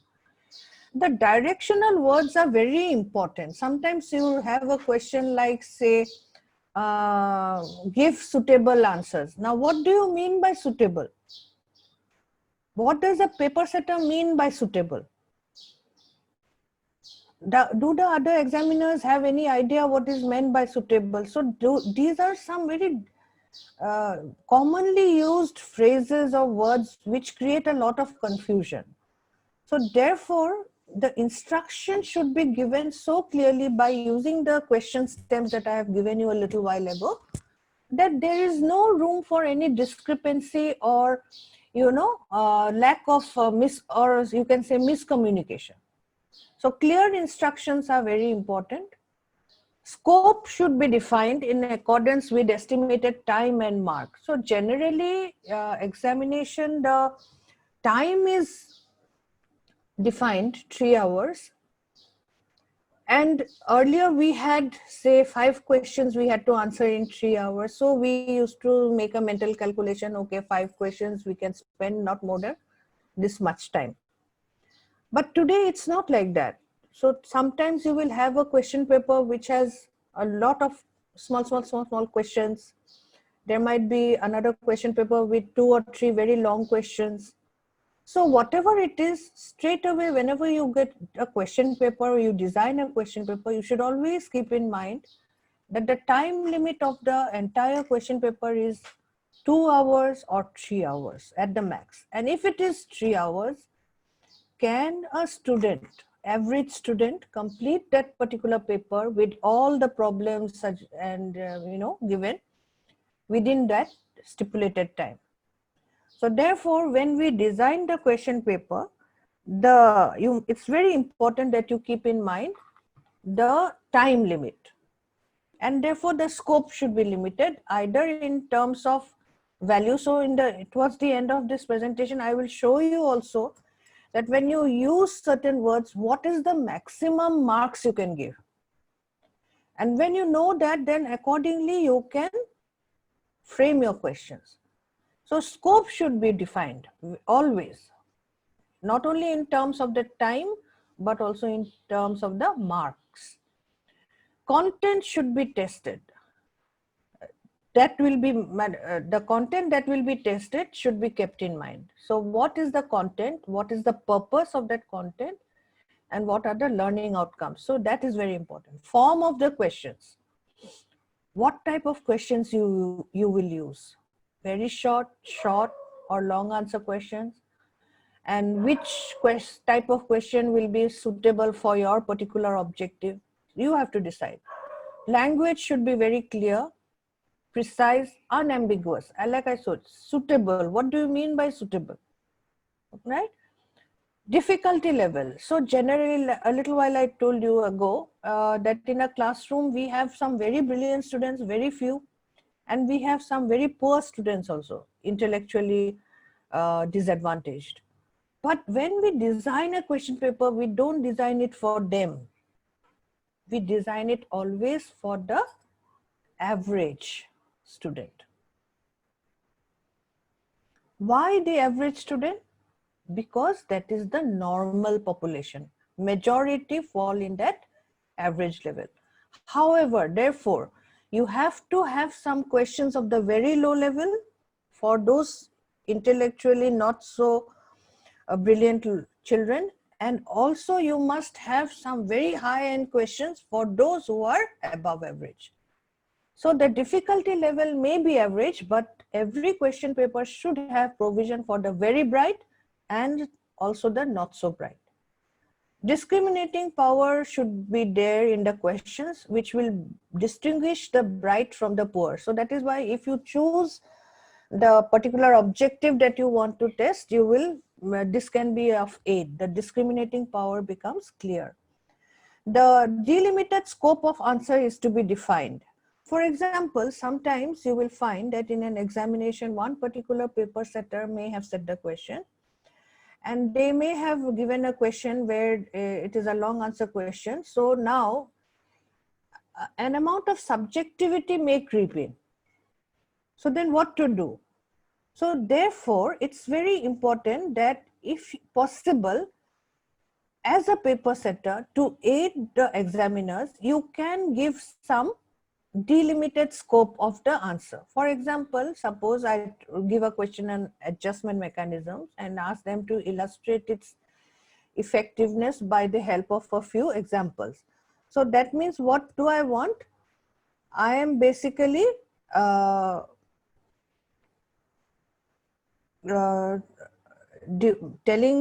making it very clear in the question itself that if a student mentions these particular, suppose I'm giving 12 marks and I ask them to write 4, that means 3 marks for each of the 4 illustrations or examples that they will give.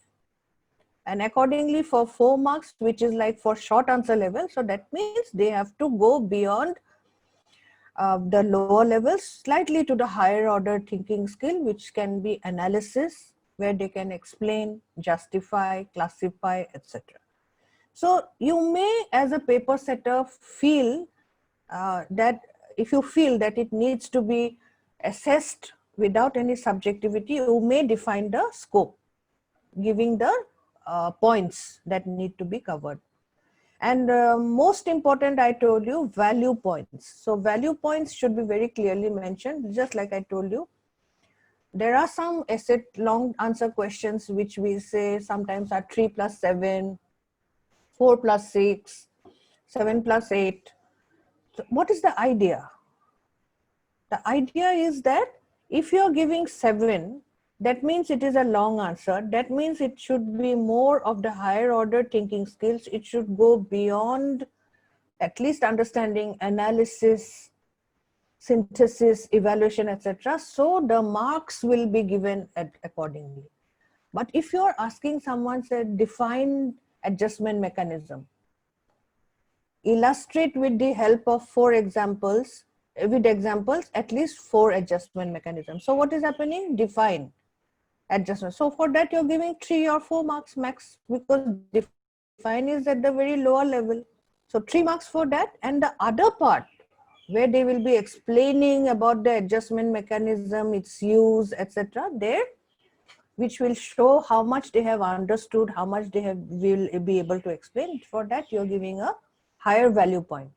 So value points should be very clear, which is evident in the marking system. But I, as a moderator of different exams through the years, have found that value points are not very clearly given. Sometimes the marks given are very disproportionate to the term used. So that is why my particular interest, and I would definitely emphasize, each one of you should understand the question stems. And if you understand the question stems and their use with reference to the particular domain that you are intending to measure, then a lot of the problems at our moderation level is minimized. Okay. So therefore, the concept of the balanced question paper basically means it has a question stem that presents the respondents with both all reasonable as well as plausible sides of an issue. The issue of balance is basically so that they can apply to the response alternatives that are presented to respond. So basically, when we talk about a balanced question paper, it will include designing up the paper, the blueprint, writing the questions, detailed marking scheme, question-wise analysis to the final moderation. So all the 6 steps, if you follow wisely, truly, truthfully, then at the end, the question paper that you will produce should be a balanced question paper. Okay. So therefore, now we start off with the design. So when you begin to design a question paper, so that means what are the things you need to keep in mind? The most important thing that you need to keep in mind is the weightage that you will give to the objectives, to the forms of questions, and the content units. Now, regarding the last one, content units, generally nowadays each unit has certain contents, and accordingly there are some marks. So for example, with reference to education at UG level, I think there are 4 units per course or in per paper. So if it is an 80 marks end semester evaluation, that means you have to have 20 marks from each unit, right? So that is one thing you need to keep in mind, that 20 marks from each unit has to come. Even if you give choices, The choice cannot be between unit 1 and 2 or unit 1 and any other unit. It has to be intra-unit, within the unit. And what are the types of questions that you will give? So if you think that in all my units, I will give very short and long answer, very good. But sometimes it may be that you might find that in this particular unit, I don't have very short answer questions. So I will go only for short answer, or someone may say that, no, I will only go for a long answer question. You have to decide that what will be the form of question that you will design, because you know what is your objective of teaching that particular thing, because the weightage to objective is most important. Secondly, you have to remember the time duration. So generally, I remember when we did our MA, we had 4 hours for 100 marks. After that, it became 3 hours for 100 marks. Now we have in PG level, CBCS system, we have 60 marks and 3 hours for 60 marks. So time duration is decided by the different boards and committees, etc. So time duration is very important, that if you have been defined, this is the time for 50 marks, sometimes we have 2 hours, which should be essentially actually 1.5 hours, but they are given 2 hours. Whatever it is, time duration is important. Maximum marks and the minimum marks are also given, but these are generally every board, these are defined. And so generally these things are given. You just have to fit in your question according to the design.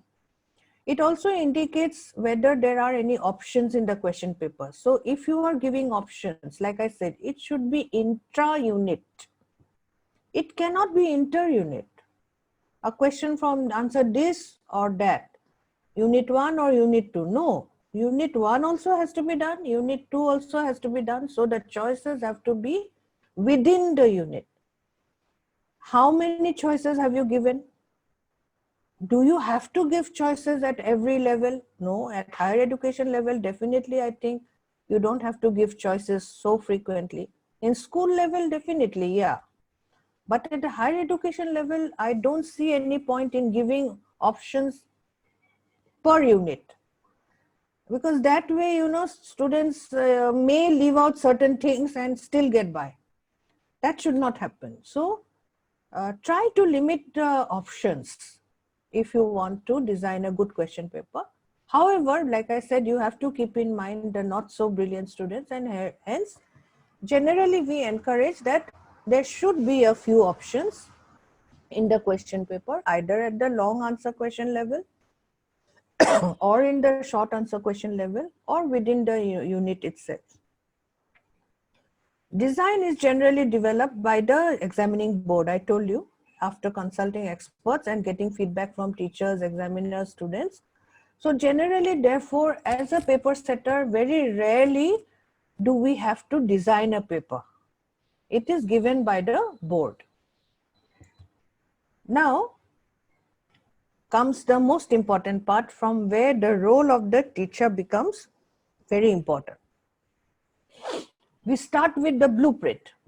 Now, what is a blueprint? So there are many students out here from education I have seen, and a few who have done their B.Ed, M.Ed also, a PhD also I can see on my screen, Dr. Korobi, hello. So blueprint, some of you have an idea. What is a blueprint?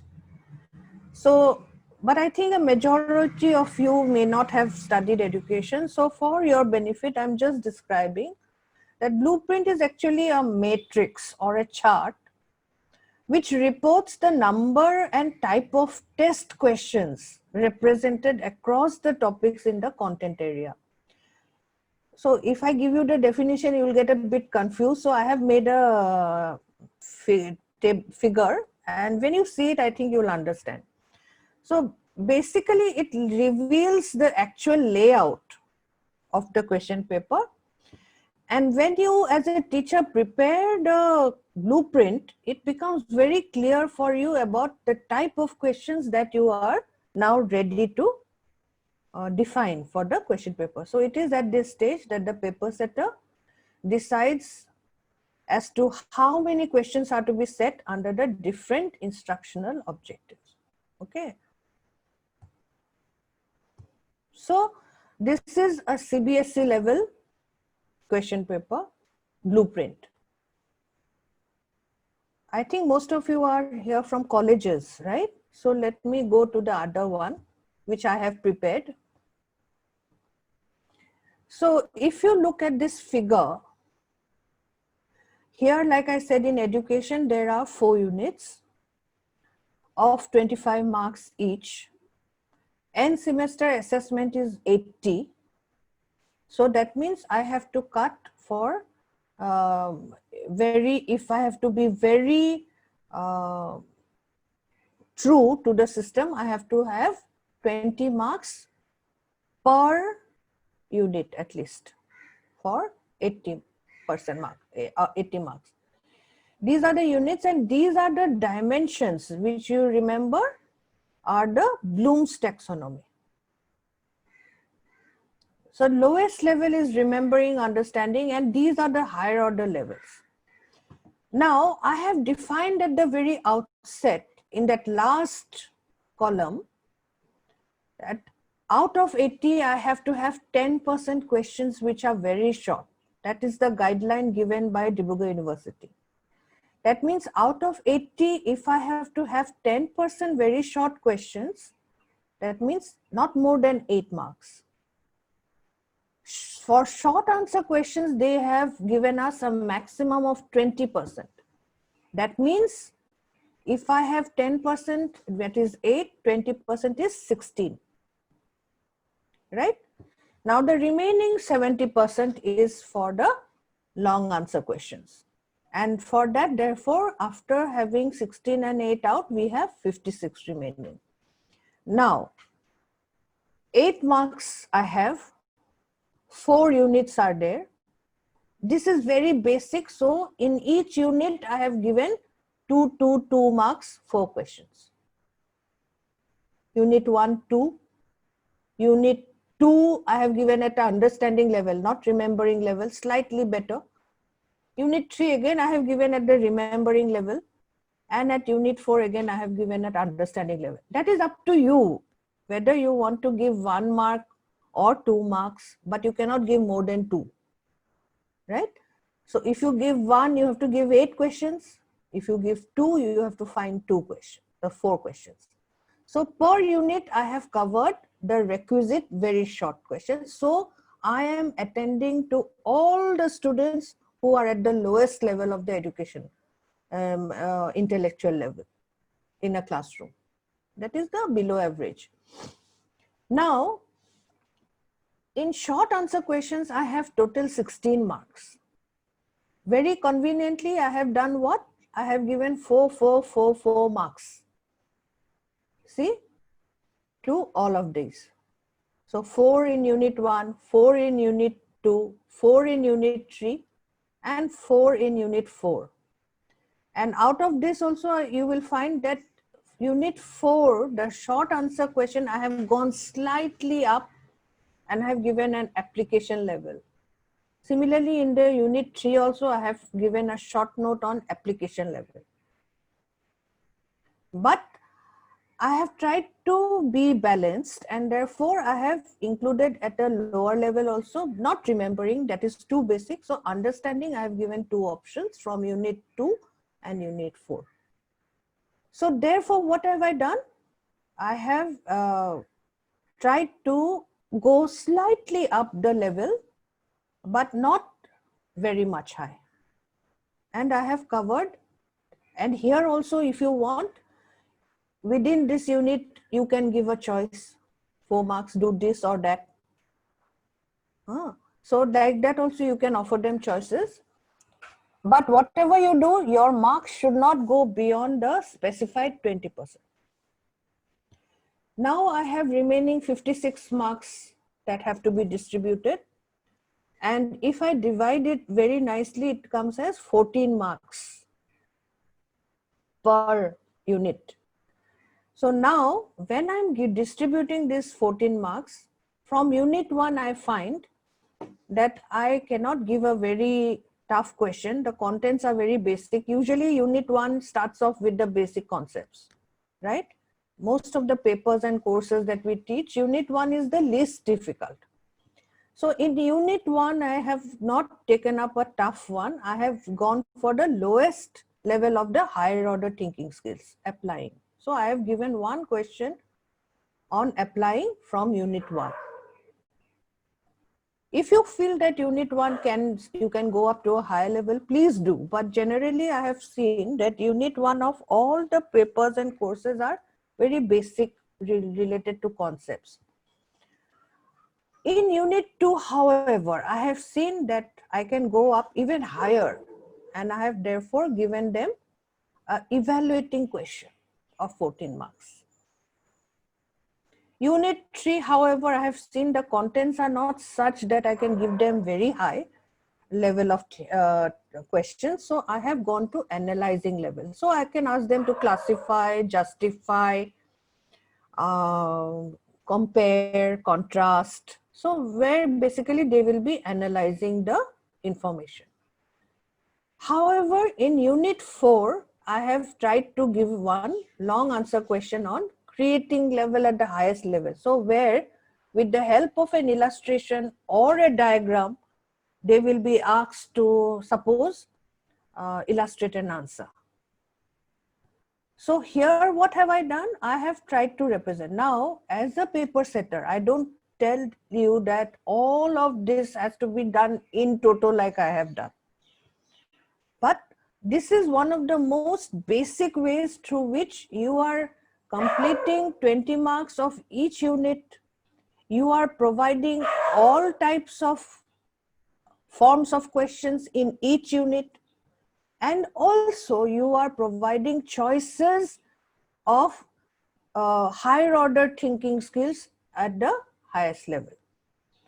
So here, if you feel that in creating, if you want to give a choice in creating in unit 4, you may give a choice in unit 4 of evaluating or analyzing level. So unit 4, 14 marks, you can give a choice between an evaluating question or a analyzing question. Here is analyzing question or a evaluating question, applying question. So it's up to you, you decide. So choices should be as per the marks distributed in the. So this is the blueprint. And if you have this sort of a blueprint in hand, it becomes very easy for you to design the question paper.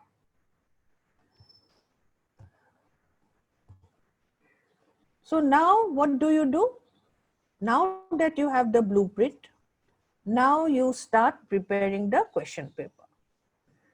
So you write the questions, but then after writing the questions, you need to relook at the question. You need to modify the question. If required, you have to again re-examine and reframe, and only then can be finalized. So I find it very strange that people, set question papers so fast. If you notice that the fees that are given for a question paper setter is quite high. And I always think that, should they not think that why am I paid so much to do so little? That would give you an idea about or an understanding about the importance of the question paper. How you need to really go into the blueprint, the design, the questions, the objectives, the outcomes, and then the terms that you're going to use, the values that you're going to give. And if you think about all that, then generally preparation of a question paper is not a very easy task. It takes time. So general instruction should be very clearly given so that the students get a clear idea of the magnitude of the task before them. Instruction should as far as possible be specific, although this depend on the subject concerned. So like I said, that the directions that you give should be very specific. Write briefly on. Now, what do you mean by briefly?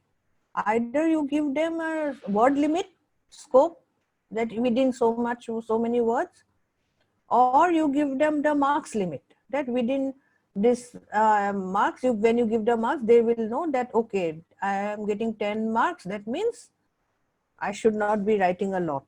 Or if you give the value points that with 3 examples or 4 illustrations, justify your point. So general instructions therefore should be very clear and specific, and it should not scare the student, but the student should generally understand that what is expected from them by the paper setter. Therefore, whenever we talk about the instructions, remember there are a number of ways of assembling the questions.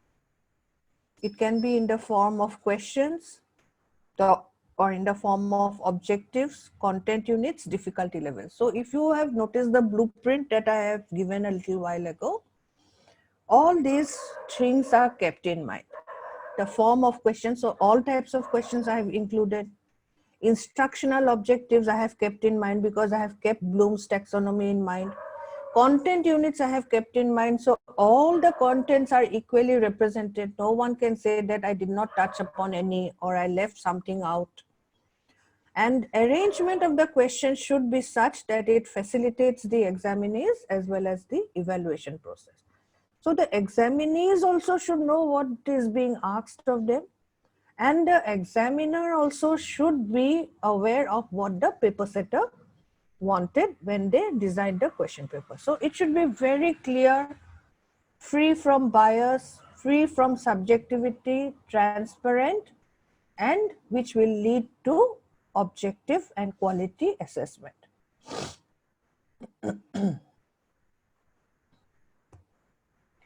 So now we come to the marking scheme. Now you have written the questions. Actually, this goes hand in hand with the questions, I believe, that you need to, whenever you're writing the question, you have in the back of your mind how much marks you intend to give each question.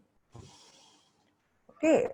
However, if you have not done it at the beginning and you have started preparing the question, you have written the question, now comes the point about how much points you give. So if you have a blueprint, it becomes very easy. So you are looking at the blueprint and accordingly you're framing the marks and the questions. But in case you are not, then it's very important that you have to control inter-examiner variability, which is so much a defect of our present education system, that there is so much of variability, which is why often we have re-evaluations, and after re-evaluation students get very high marks, a failed student becomes pass. Why? Because this inter-examiner variability probability is very high in our present question paper setting. But if we want to control it, then we have to frame pointed and understandable questions so that these lead to a specific answer. And how will you define that specific answer? Either the question itself must be very clear that what you want, how many examples you want, what are the marks given, in some form that exactness, that accuracy should be understandable to every examiner. Secondly, a detailed marking scheme helps a lot in minimizing the variability in the marking. And lastly, whenever you talk about the highlights, I will now show you what are the highlights. For long answer questions, suppose, there are some points we need to keep in mind. Most important is be complete and cover all possible major area points as desired by the paper setter. Now, when the paper setter sets a question saying describe in detail, so what do you mean by detail? What are the possible points that you feel should be included in the answer?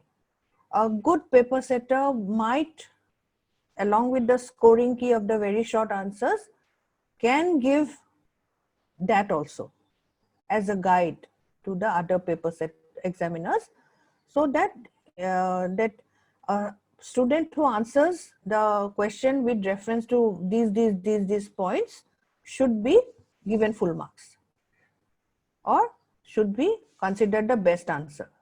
So if you can give that sort of points, define the points, as a result of which any other examiner apart from you can also evaluate in the way or manner you expect it to, that would be the best.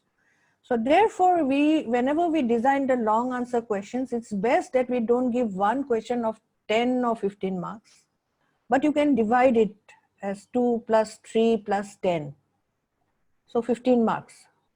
So 2 marks of remembering or recall, 3 marks of say a definition or a discuss or an explanation, and then so generally we say that 10 marks is also too much, but anyway 10 marks I have seen that generally they do give. But when you say 10 marks, you have to define what are the points that you intend that should be included to get at least 8 marks out of 10, if not 10 out of 10. So you may mention that 4 or 5 examples should be given. These are the points that need to be covered, just the gist, so that the examiner can understand, okay, the paper setter wanted this. So be complete and cover all the possible major areas and points. Secondly, clearly indicate each expected point or its parts under the outlined areas. Provide direction as to whether all the points will count towards the complete or correct answer, or a set of points will be adequate for the full credit. This should be very clearly reflected. So that's why I said that it's best that if you give long answer questions, you should mention the points that you intend that the student should cover. Or you break up the question into 3-4 parts so that the variation becomes less. Okay. Then for long answer questions, indicate the breakup of marks, which I feel is very important. So if you show the breakup of marks, then it becomes distributed over the expected points, and then you will find that the variation becomes less. In some situations, apart from the content, other characteristics of the answer may also matter significantly, particularly in long answer questions. So there, the approach that they have used, the coherence, that means the link of the arguments that they give, how coherent it is, how lucidly they explain, the style of expression, the style of presentation. These are also areas on which for a long answer question you can give marks. So therefore, apart from the content, we often find that paper set examiners also, when they are marking an answer, they look at the approach taken by the student, how coherently they are putting forward their arguments, how simply and using lucid style they are expressing the answer, and the presentation. You know, in our department, we have a teacher who always used to come out of his exams when he was a student in our department very early. And we had to almost physically force him to stay in the room for that 1.5 hour minimum that is required. And what was the thing that what happens that he finishes so fast?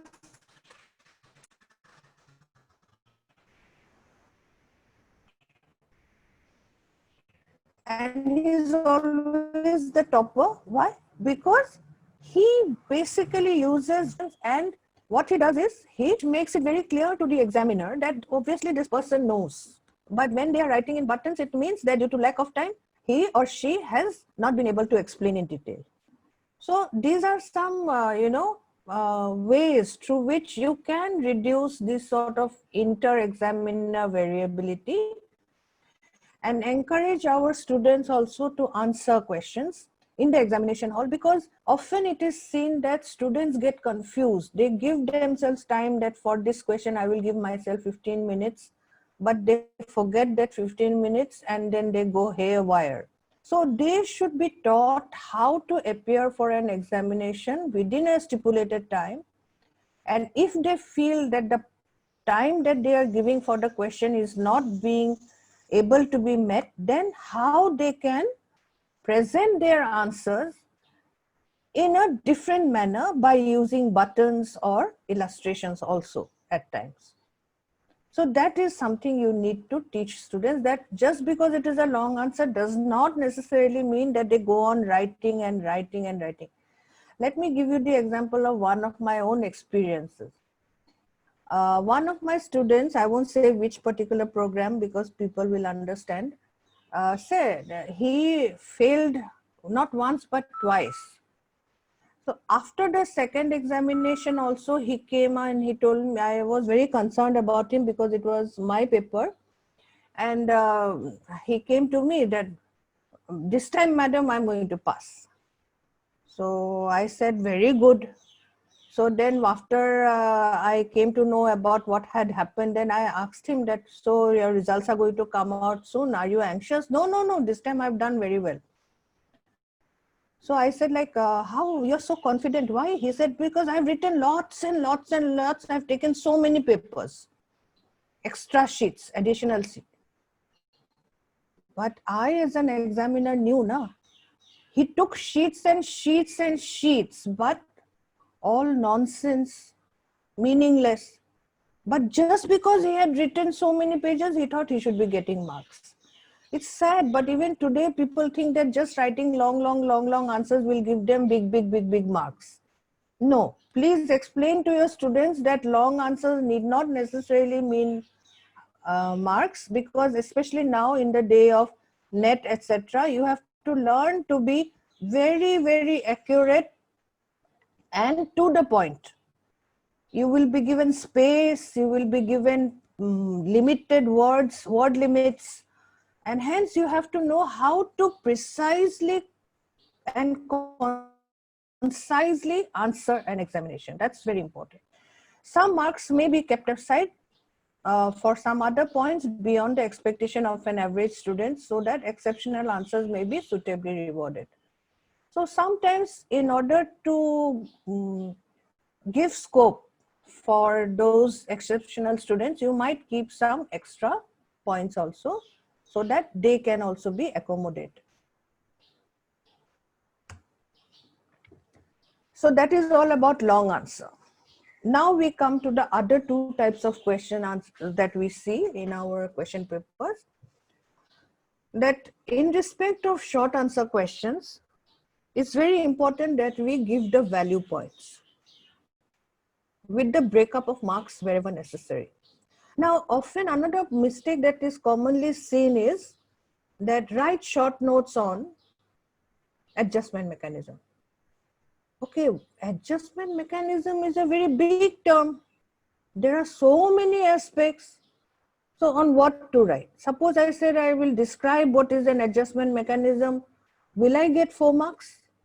Or suppose I give illustrations of different adjustment mechanisms. How much marks will I get? So that cannot be a short note. So if you're saying adjustment mechanism, you must have a stem or a tail. That role of adjustment mechanisms in promotion of mental health. That can be a short note. It's very exact, it's very accurate. Or describe the role of adjustment mechanisms in the context of a, say, person with a mental disorder. So the person must know that it is a short answer question, but precisely what to answer. So don't use 2 or 3 words to give a short answer question, because short answer question must always have a stem or a tail. Otherwise, it is meaningless. And in case of objective type questions also, scoring key is to be provided always, and there should be one and only one answer. How can an objective type question have more than one answer?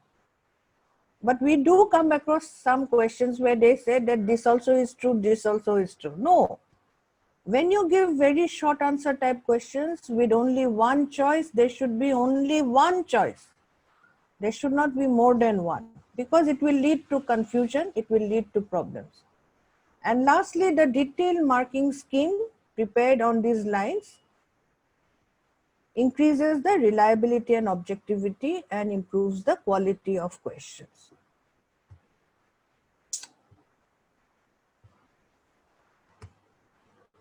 So now we go to the question-wise analysis. So if we have the blueprint, it becomes very easy because all are being done as per the blueprint. But in case you have not prepared a blueprint, then it is very important that you do the analysis of the questions per question. Whether the question paper is set in conformity with the blueprint and design. The weightage that is supposed to give 10% only for very short. If you have not referred to the blueprint, find out if you have given more than 8 marks. And if you have, please immediately delete those extra marks from whichever unit that has been included. So always refer to the blueprint at this time. And even if not, at least refer to the guidelines given by the university or board, so that you can do the analysis whether it is as per the instructions in the given in the along with the question papers to be set. Each question has to be analyzed with reference to the objective with tests. So that's why I told you, if you have the blueprint handy, it becomes very easy. The specific skill it measures, the unit to which it belongs, the type of question, the length of the expected answer, the time taken by an average student in answering the question, and its estimated difficulty level. If you want, you can discuss it with your colleagues to find out that is it a bit tough? Do you think average student will be able to answer? So there is no shame or harm in consulting your peers. It's always better that, and that is why in the CBCS system, choice-based credit system in our university, we have the board which discusses all the question papers, and all the question papers sit together and the question papers are discussed in detail. Anyone may make a mistake, either it might be in the framing of a question or in a particular use of a word or in particularly not defining well enough the points. So everyone goes to this meeting with an open mind. Everyone takes criticism very well and accordingly makes those changes. That sort of openness of attitude is very important if you want to keep the interests of students in mind and not your own personal interest. Okay. So such an exercise reveals the imbalance in the question paper, and accordingly then the modifications need to be done. So basically I would say that as a teacher, always remember that whenever we are talking about students, we have to remember that there are 4 levels of understanding. Even if you talk at the highest level, the integrative and extended understanding are the highest levels. And these first 2, minimal and descriptive, are the lower levels. So whenever we think about these 4 levels and accordingly try to use the terminology associated with each particular understanding level, then you will find that generally your question paper is a good question paper. It's a balanced question paper. So now I'll give you some values. Okay. That means whenever you are using these terms in the question paper, always remember that you should not give more than 1 to 2 marks for these words. See? List, describe, define, enumerate. Never more than 2. But I have seen papers, question papers, where they say describe 5 marks. But describe can never be more than 2 or maybe maximum 3. I wouldn't even say 3. Because why? It is the very basic. You have seen some, read something, or you've learned something, and you're just describing it in toto, no contribution. So 1 to 2 marks for this type of terms. For these sort of terms, which you can use in short answers, illustrate, explain, discuss, briefly review or summarize, outline. Here, basically because you are now asking them to give examples or show the cause and effect relationship while explaining, they need to go beyond description and build up on arguments for and against. If they have to summarize also, they have to ultimately analyze everything and then synthesize everything.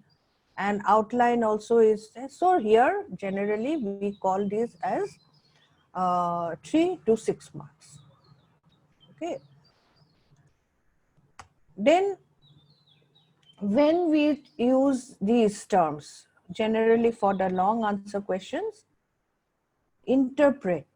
So interpret meaning based on their understanding, now they have to give their own meaning to something that has been given generally, which implies a very high level of understanding and reading, as a result of which they may be now able to interpret or give a different explanation. Analyze. It involves breaking up the material to find out similarities. So basically concepts have to be very clear if they want to analyze. Criticize. Criticize involves knowing both the good and the bad, giving justification for either of them. And okay, so here I gave you the 4: list, describe, define, and enumerate. Okay. Now I go on to the next slide. Is this visible now? Yes, ma'am. Okay. So here for 3 to 6 marks, we use terms like discuss, where we need to go beyond description and we give arguments for and against. We can use the term illustrate because it implies that you have to give examples while explaining. Explain, when you say, always they have to show the relationship, cause and effect, and therefore it involves description in a very systematic manner. So that's why you can give them 3 to 6 marks.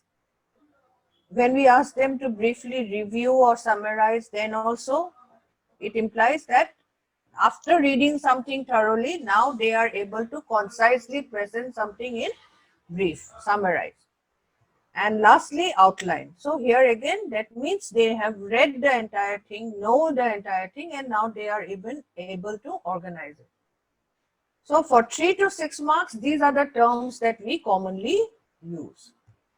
Now for 8 to 10 marks, we use terms like interpret. So when you're giving them a quotation and asking them to give the interpretation of the quotation, that means you are asking them to put in some of their own effort so that their personal effort is clear. Secondly, another term that we can use is analyze. It involves breaking up the material to find out similar units of information. Like I said a little while earlier, analyze implies that you know something so thoroughly that if you can also break it up into different levels, and you, if combine them and make a presentation. So analyze means breaking up as well as reorganizing. Thirdly, we come to the term criticize. So criticize basically means evaluation of the correctness or adequacy of an idea. Usually, it also gives suggestions for improving it or reasons why it should be abandoned. And lastly, create, where it involves writing a proposal or suggestion of new ideas based on something studied. Okay.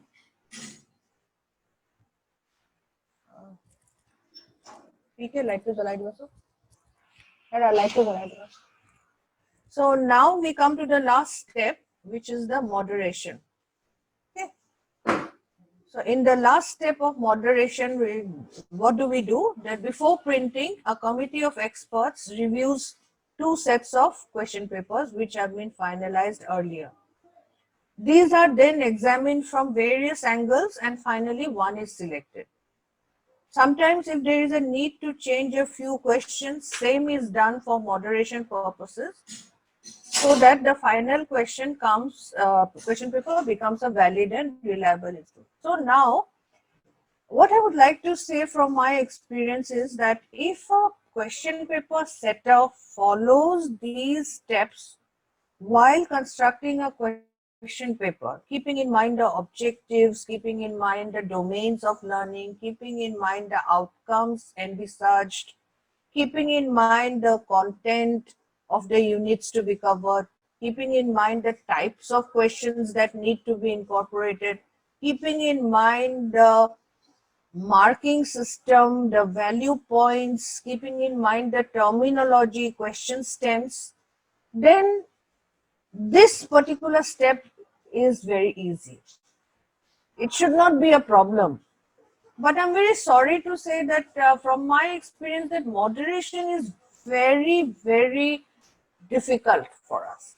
Because as a moderator, we cannot change questions. At the most, we may tweak a little here and there, some words, because when a paper setter has set a question, we cannot change the question of the paper setter without the permission of the higher authority. And we just try to keep in mind the reason why the paper setter incorporated the question, what could have been his objectives, and keeping in mind the educational objectives that we know, then we try to give some shape to the question. So definitely moderation should not be difficult, but moderation is very cumbersome process in the present context, and that is why I think in this FDP, inclusion of question paper setting is very, very relevant and very important for all of you. And from my so many years of experience, I can tell you that question paper setting is not easy. That's why I told you that they pay you a lot also, and the intention is that it's a very rigorous exercise. So before I end, I would like to show you this revised taxonomy. Keep in mind this always, and keeping in mind the higher order thinking skills, that if you want to test the lowest skill, you just have to ask the question, can the student recall or remember the information? At the next level, can the student explain ideas? Third level, can the students use information in a new way? Fourth, can the student distinguish between different parts? Fifth, higher order level, can the student justify a stand or a decision? And lastly, can the student create a new product or point of view? So if you as a teacher have these objectives in mind, accordingly you can use this terminology to frame the question. So for your convenience, I am giving you these verbs, and keeping in mind these verbs, if you use them in the context of question paper setting for the different objectives, definitely you will find that your question paper is a balanced question. So thank you. I hope you have been able to be benefited from this presentation. I will give this presentation to the organizers by mail, and I have asked them to share it with you all. And I hope you will refer to it in the future whenever you have to construct or design a question paper. Because it is of great help if you know the objectives that you are seeking to understand with the help of the question paper. So I wish you all the best. for the rest of the days, and the assignment will be given to you, and I will go through some of the assignments, and I will then try to give you a feedback on Saturday. Okay? So thank you so much. I would like to thank the organizers for inviting me and for giving me a chance again to learn something which I had left a long time ago. These are usually done by our B.Ed, in our B.Ed program, by the teachers of B.Ed and M.Ed. These are not things that we generally do. I almost forgot. So it was a nice way of refreshing my own memory. So I hope I have been able to help you and have been able to give you some insight into how to now design a question paper and frame the questions. And I wish you all the best in your career in the future. And I hope to meet you again in the near future. Thank you so much. Good evening, everyone. I, on behalf of the entire Dr. RKB Law College, Digrigaon fraternity, extend my heartfelt gratitude to Principal Dr. Gautami Dattopara of Dr. RKB Law College for initiating this program in this pandemic situation.